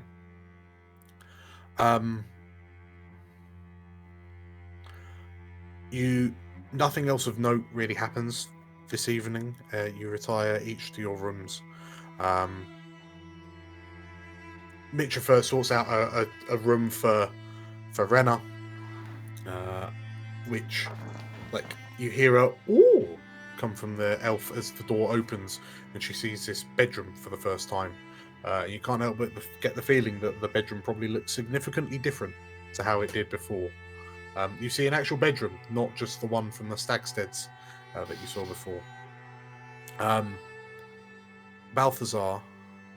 Yeah. As you head to your room, I mean, it looks as filled out as it did last time, which is to say quite filled out. They have a low ceiling, small furniture. Yes. Yes. Yeah, A everything tiny looks a bit bed. everything looks a bit smaller actually. Yeah, you have to stoop more than you remember having to before. But yeah, as you all kind of get ready to hunker down for the night, Balthazar, you kind of go to the spot where you tend to just kind of go into rest mode. And then you notice and turn to look, and on your bedside table there's a small drawn portrait of a little halfling woman. Balthazar will go to it and pick it up. And you look at this photo of this woman, and you recognize the face, but you can't remember who it is. She's in your memory, and then it dawns on you, the reason you remember this face is because you saw it in your dreams after you arrived back from the Stormwall Mountains. Yeah. And you remember hearing her voice, and she asked you what you were doing. Balthazar will pick it up and go to the corner where he usually sort of he bunches up his knees to his chest, and he just sits there looking at the photo. Sure. In which case, yeah, as you hold and look at this picture, and it's the last thing you see as you just kind of deactivate, you come to the next thing you notice is that you spring up into an alert state, and the magic enchantments on the window now shows that it's daytime, and as you kind of poke your head out of the door, you can see some of the other warhounds starting to filter out, and who's woken up before Balthazar and is already in the main room. Hiram. Okay, just Hiram. Cool. I would say Slate isn't sleeping very well at the moment, so it's just they're in a sort of insomniatic state. Sure. Okay. So in which case, yeah, Balthazar, as you head back out, you see Slate and Hiram. Eventually, the other warhounds start to filter out bit by bit, and for those of you that some of you might feel slightly better having had a night's rest in your room, quote unquote. Perhaps some of you, Slate, don't feel as great. But as you sit there, there is a kind of a loud. There's a burst of surprise. There's surprise voices from the next room over, or the next hall over, and sort of through the archway into that next room, you can see this kind of swirling, this light, this kind of golden light emanating from that hall, and you see you see a couple of people kind of wander out of the room, just with their plates huffing. One of them looks like they both look like kind of 7 foot tall elephant people is the best way you can describe them, but they just kind of come stomping through. I came here for peace and quiet, you hear one of the elephant people say as they stomp off into the corner and boom, sit down. You hear the chair creak under its weight, and the golden glow from the archway dims, and then from the archway steps a very familiar silver-scaled Dragon Ball. And he looks around and sees you. Oh! And he kind of rushes over to you. As Raxus rushes over to you, I'm so glad you made it back. I was worried that you'd been gone for so long, and I heard what happened, and I feared for the worst, but I'm glad to see that you're all... Oh. Yeah. Oh. Yeah, almost all. And Varaxis kind of looks a bit crestfallen, and I'm sorry to ask in these times, but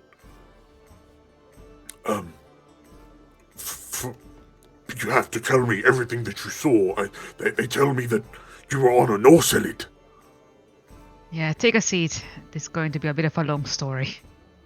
And Varaxis, sort of like as you say that, he holds a finger up, and In that case, one moment. and he kind of rushes back through the archway from where he came from, and you hear his voice from the next hallway, like this resonant voice.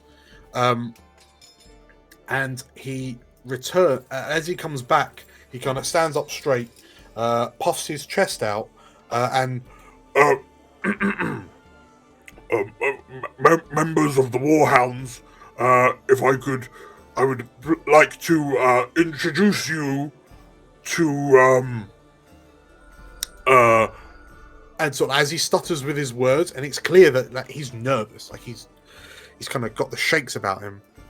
And through the doorway, through the archway, steps a surly-looking dwarf, flanked by what appears to be a hobgoblin and a human, wearing matching armors to Varaxis. The dwarf has this kind of long, golden blonde beard that is clearly showing is graying. It's clear that this dwarf has quite a few years on him. His armor looks a lot more kind of exotic than those of the other paladins around him. The things of note, you notice that he has a metal gold eye patch over his left eye. There appears to be some sort of creature's skull decorating his left shoulder, and his right hand is missing, replaced with a gauntlet that ends with a viciously sharp-looking axe blade. And the dwarf studies you, and I understand you're the Warhounds. Katya sort of starts falling into bard mode. It's like, that is correct, sir. We are the Warhounds. The dwarf nods. Would you permit me to take a seat? Please. I believe Varaxis has already said we must regale you with the tale. When did Katya wake up? The dwarf nods, kind of using his axe hand, kind of wafts the cloak out from behind him so he can take a seat. And there's a heavy thud as this axe hand gauntlet lands on the table. And he looks to you all and says, My name is Durgan Goldmane. I am the commander of the Order of the Golden Chain. And Varaxis here tells me that you have experienced, you've seen evidence of an advanced illithid infestation, a Norselid. Mr. Goldmane, allow us to regale you the tale of the Norselid over the Dragonmere. So you play your song? Well, she basically does it more as a sort of Shakespearean, this isn't a song, more as it's a performance. Spoken word poetry. Spoken word poetry. Okay. As she basically flurries her new sort of jacket, she's up on the table, crouching down. Everything is very sort of over theatricized. Even standing up and dressing like the whole. She brings in as much of the tavern to listen as she does this. Okay. I think as Katya's doing that, Zumbo would quietly just push his chair back and walk away. Okay. Go sit at the bar. So those of you still at the table notice that Goldmane watches Zumbo leave, but he's kind of listening to this tale, like with this furrowed look, like a scholar listening to an academic text. And then when you finish, the dwarf nods. I don't think she finishes as much. She gets to a point and then sort of freezes up. The dwarf holds his hand up and... Thank you. I've heard enough. And She's sort of like, oh, thank God. you saw these illithid with your own eyes. And he kind of gestures to all of you. That's right. Killed a few. He turns to Varaxis. The reports that you've received from Suzail, are they recent and accurate? And Varaxis kind of ponders a bit and, Yes. The missives came through earlier, like during the night. and Goldmane nods again and turns back to you. A Nautilid is a grave threat to any realm which it flies through. For you to have come into contact with a woken Nautilid, complete with illithid crew, and live to tell the tale is impressive indeed. We have had multiple reports that citizens within Suzail have been going missing. Whilst normally this is not something that would concern an order such as ours, the circumstances with which we find ourselves in and the number of disappearances are highly alarming. We believe the Nautilid that you found yourselves upon was merely a portion or a vanguard of a greater illithid threat that may or may not have direct connections with Suzail. If these people going missing are in fact being taken by the Mind Flayers, there could be a psionic army building itself up within the capital of this nation. With that in mind, given your experience with the illithids already, I understand that I can have a job written up for you to go to Suzail and cleanse this illithid menace.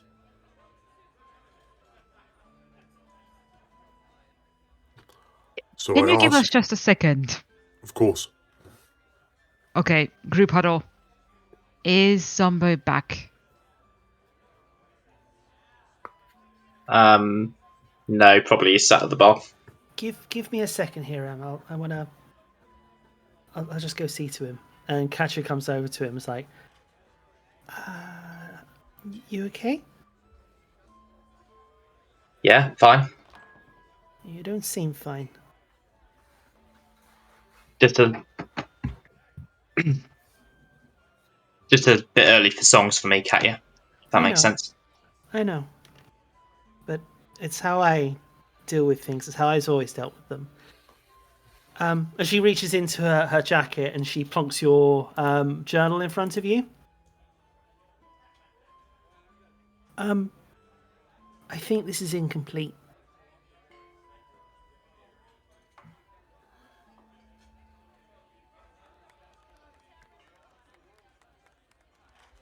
He just rests his hand on it. I'll take it back once you've filled it out, if you understand. And take as long as you need.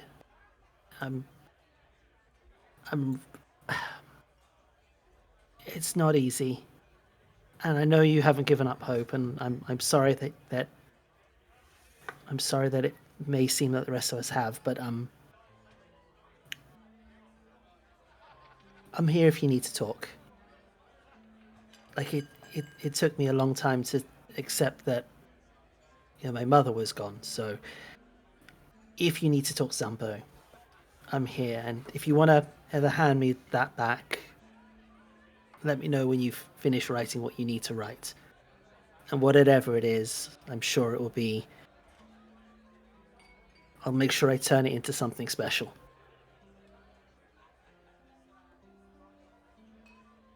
Yeah, thanks, Katya. She pats him on the back. The others need us. Come on. Yeah, all right, yeah. and he'll tuck the journal in his jacket and then follow her back to the table. Okay. The dwarf looks to you, Zumbo, and welcome back. He says, and like there's this kind of firm militarian kind of nod that feels oddly comforting. But yeah, the dwarf gives you a very quick rebrief. They suspect that there are mind flayers, illithids in or around Suzail, and that they're capturing people to create more mind flayers, and that's never a good thing. So yeah, this dwarf. I formally request the assistance of the Warhounds in helping to purge this threat. If you agree, I will have the job description written up. I understand that Varaxis has already written a number of these job offerings for you. But I am willing to put the full wealth and support of the Order of the Golden Chain behind you for this one final job. I think I probably speak for everyone when I say keep your gold. Yeah, we've got plenty of motivation to kill these things now. Yeah, so the question is, are we all in? 'Cause now we know exactly how dangerous it is going to be. Yeah. We can do it. I guess We should try. we can. Guess we can delay our beach holiday for another Yeah. mind flare slaying. I don't tan very well anyways. Okay. So as you all kind of murmur your agreements, the dwarf nods. He gestures for you to follow him. He kind of walks into the other hall, ascends the stairs up to Tarkalon's kind of job center, job table. Yeah. As you get to the top of this, as you all kind of get to the top of the stairs, you see kind of Durgan Goldmane stood there in front of Tarkalon, in front of this bespectacled pit fiend, and there's this low grumble between the two of them, and you hear the dwarf go, Tarkalon? Goldmane? Keeping well? Well enough? Keeping out of trouble? Yes. says the pit fiend, and the dwarf then begins to nods in approval, begins discussing the job, and as Tarkalon looks to you and slides the contract out with space for 5 signatures. Wait, and a paw print. Come on. And Emily. 7 signatures. Well, Hiram's got a +1. But yes, as the contract is slid across the table to you. Actually, I think Hiram at this point will stop signing for both of them and slide the contract in front of Emily and say, it's up to you. Ooh. Tarkalon looks a bit panicked at you, and then his eye moves from you, Hiram, to the document, to Emily, to Goldmane, and back. And then Tarkalon's terrified of Emily. There's a flick of the wrist, and a new line appears on the contract with Emily's name written underneath it. And you just see this pit fiend kind of side eye the dwarf nods. And then so as you look at it, as you look at this contract with 7 signature lines, we will call it there. Ooh. Whew. Big Very episode. Yeah. Good. Oh, an elsewhere. no. Oh god, we haven't had an elsewhere in Hey. so goddamn long. No, Season start. Of course, there's going to be an elsewhere. Elsewhere in Suzail, The streets of Suzail are surprisingly quiet this night. Footsteps echo between the stone buildings as a little halfling woman travels down the cobblestone streets. Looking around cautiously, wary of a curfew, she approaches a group of purple-robed figures. She recognizes their uniforms.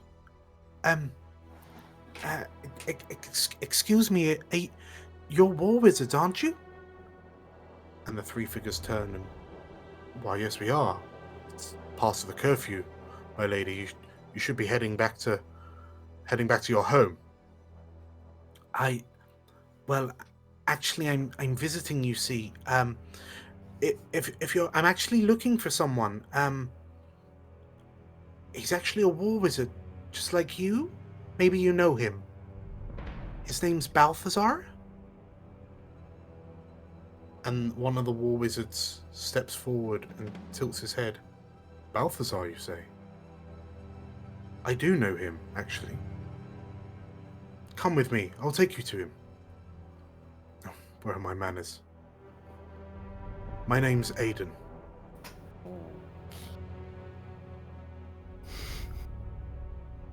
Dum dum dum. God. That came back to bite you in the ass so goddamn quick. Yeah. Ah, Where's our goddamn beach episode? that have to be a one shot. Congratulations, everyone, on completing episode 29. Very good. So, Well then. yes, as we embark on the final leg of this tale, who knows? Well, we all know we know where it's going, but who knows what's going to happen? So, yes, thank you all for playing. Thank you all for watching. I hope you all enjoyed. And yeah, I think we'll all just kind of see you next time, right? Yeah. Yeah. We'll come back. We'll come back. Beautiful. If you enjoyed what you are seeing, please like the video and leave a comment down below. There are loads more episodes for you to watch, and if you really liked what you saw, please click on the subscribe button. It really helps us out. And then click on the bell for more notifications. We have new videos coming up every week. So with that, thank you all once again, and yeah, see you next time. Bye. Bye. Yeah. Bye. Bye, bye, bye, bye, bye. A somewhat somber start to the final chapter of the Cormyr campaign, but the call to action has been sounded. Under a crest of the Order of the Golden Chain, the Warhounds are bound for Suzail. Come back next episode to see what awaits them in Cormyr's gleaming capital. I'm pretty excited for what's to come over the next few months, and with a change in the lineup and a new level, I've done a quick spruce up on the layouts and presentation. Leave a comment down below on what you think. If you like this video and want to see another like it, you can click on the thumbnail right here. If you want to see more content from the Explorers of Elsewhere, you should click on the subscribe button here, as well as the bell for notifications. With that said, thank you all for watching, and as always, stay safe, and may the realms endure.